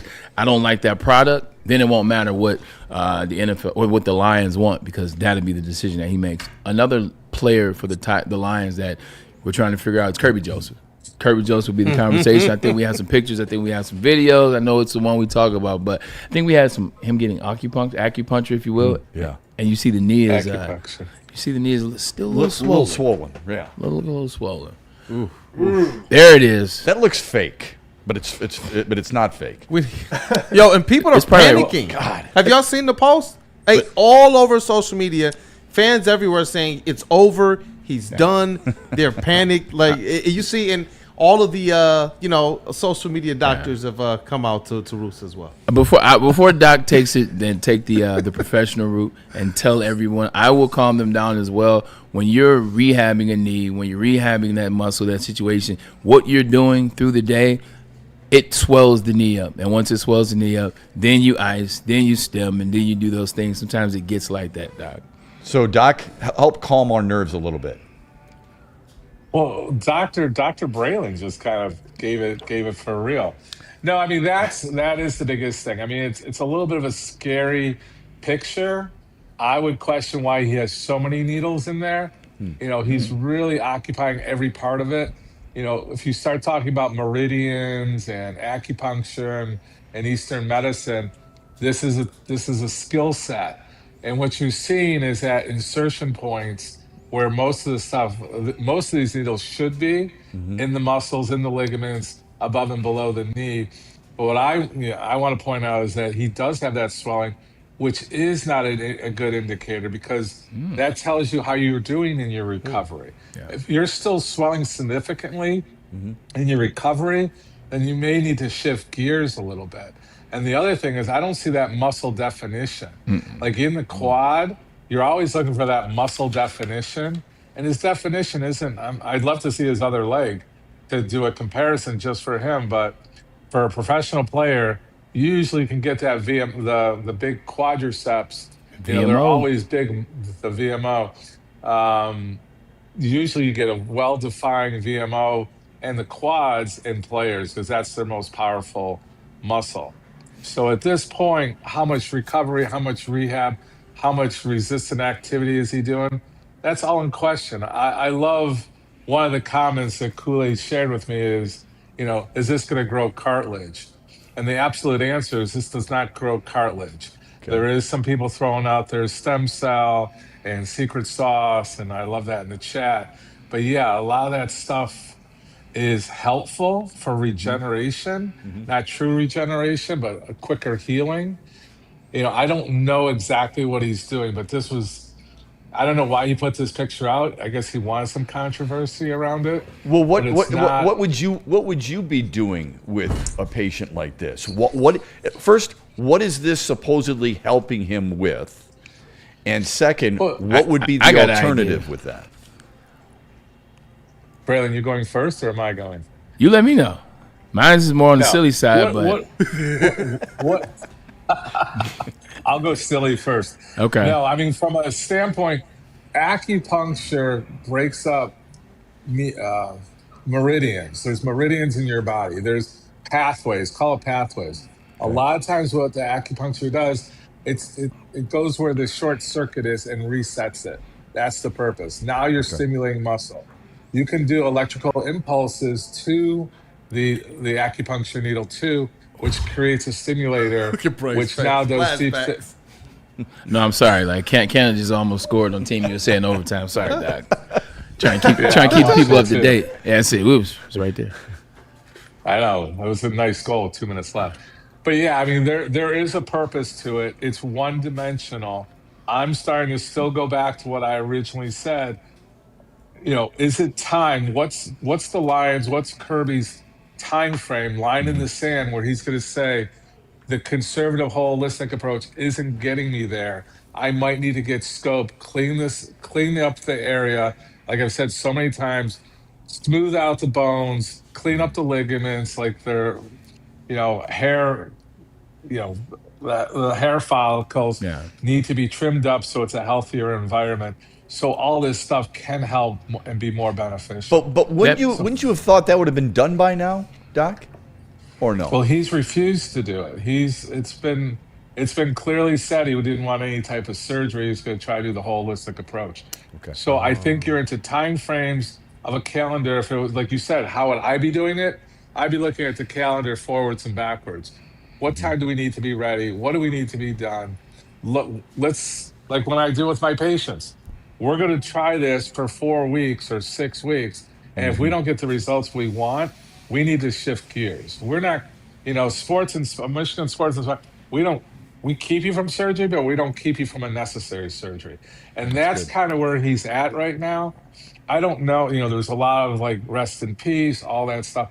It's not as grave as you think because of that picture. We don't need to overreact.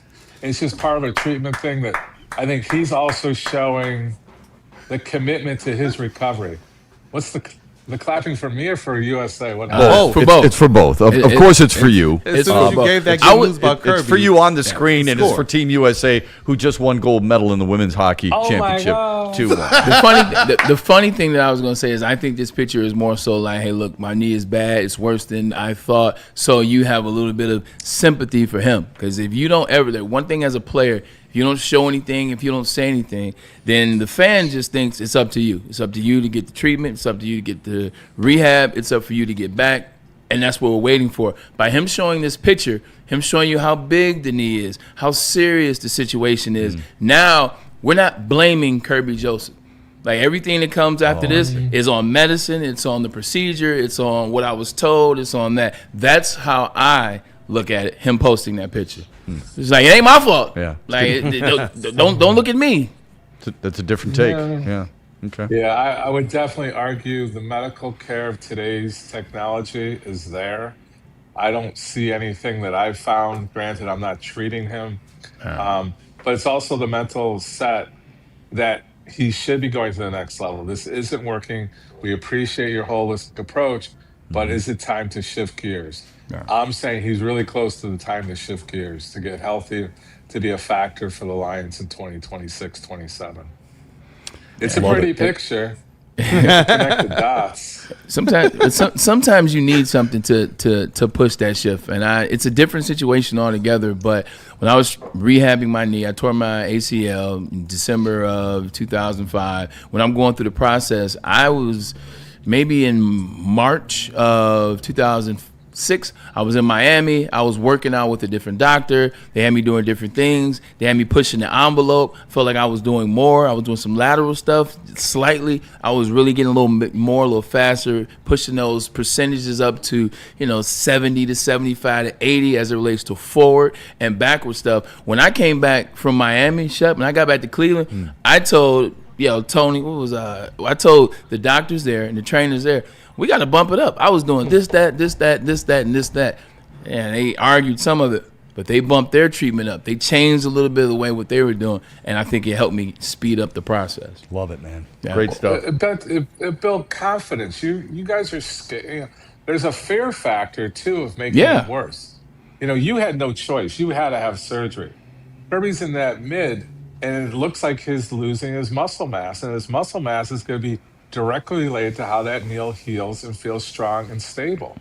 So and it's not easy to return. You're not going to get that back right away. You don't get that muscle mass back right away. Heck no. Actually, in the quad, it's the fastest muscle to leave and the fastest muscle to return. So he's got enough people around him. He's got a support staff that he can get that muscle back going. But where's the starting point? Are we at the starting point? That's where I'm a little confused on his recovery and his rehab. Like with Hutchinson, it all made sense. It was rolling. It was systematic. With Kirby, granted, we had probably more information about Hutch's recovery. Kirby's given us pieces of it, but I would find some flaws in it at this point. Great stuff, Doc. We always learn something from you. Thanks very much. See you. Saw you twice this week. Have a great weekend. Congratulations to Team USA, and thanks for helping us out, buddy. Always good to talk. All right, guys. Always a pleasure, Doc. You're comfortable, very Dr. relaxed. Jeffrey too. Pierce. He's the man right there. Yeah, he is the man. Good I like job. the setup, man. He came, it was nice and smooth. Yeah, he looked clean. really good, man. It was in. Better than in the car where we saw him last month and trying to figure out if there was a clear spot where he could actually visit with us. Clean Wi-Fi. Clean Wi-Fi. And then we got Cam in the background going like this. Team USA, baby. And the girl who scored, yes! Way to go, That's be some like Michigan love. Little Farmington love for you in there. Good pull. From the hills. There we go. How about that? How about that? Gil and 9 Mile. Yeah. More Michigan connection. How about it, man? State of Michigan is dominating, man, on the ice so far, man. Really are. Jeez Louise. Plays for Boston. All right. Okay. In the words of my friend Terry Mills. Ah, damn! That's great stuff. It's another Michigan guy, too. Right, yeah. Go Blue. All right. We're going to celebrate a little bit here. And Sam Adams? With some Sam Adams, and they deserve it. Although that's not a Michigan beer, but it's got Michigan cherries in it. Shout out to Brian. Come on. With the Michigan Like, cherries. this is a It mugshot says that wasn't a Michigan mugshot. And it's got the flag. So you know what? Go Team USA, man. Yeah, there we go. Let's go. Way to go. You know what? This is good luck. We have to play this to show this. Never ever growing my beard that long. So we're going to do it again tomorrow because USA's playing Slovakia. There you go. And we'll be with you tomorrow. I feel like the Have a great DMV day, should let everybody. you do profile pics, like social media. Like, why can't I just use a profile pic on my driver's license? Yeah. It'd be like a picture of me catching the pass in Michigan. Wouldn't that be great? He shows up at DMV. I have my own picture, by the way. Come on. It wouldn't even be me. It'd be like Rain. It'd be like my niece. Shout out to Rain. All right, man. We love you guys. We'll see you tomorrow. See you tomorrow. Let's go. USA. Looking for your daily sports fix? Look no further. Join Braylon Edwards, the University of Michigan legend. Lofting it right corner of the end zone for Braylon, up in the air.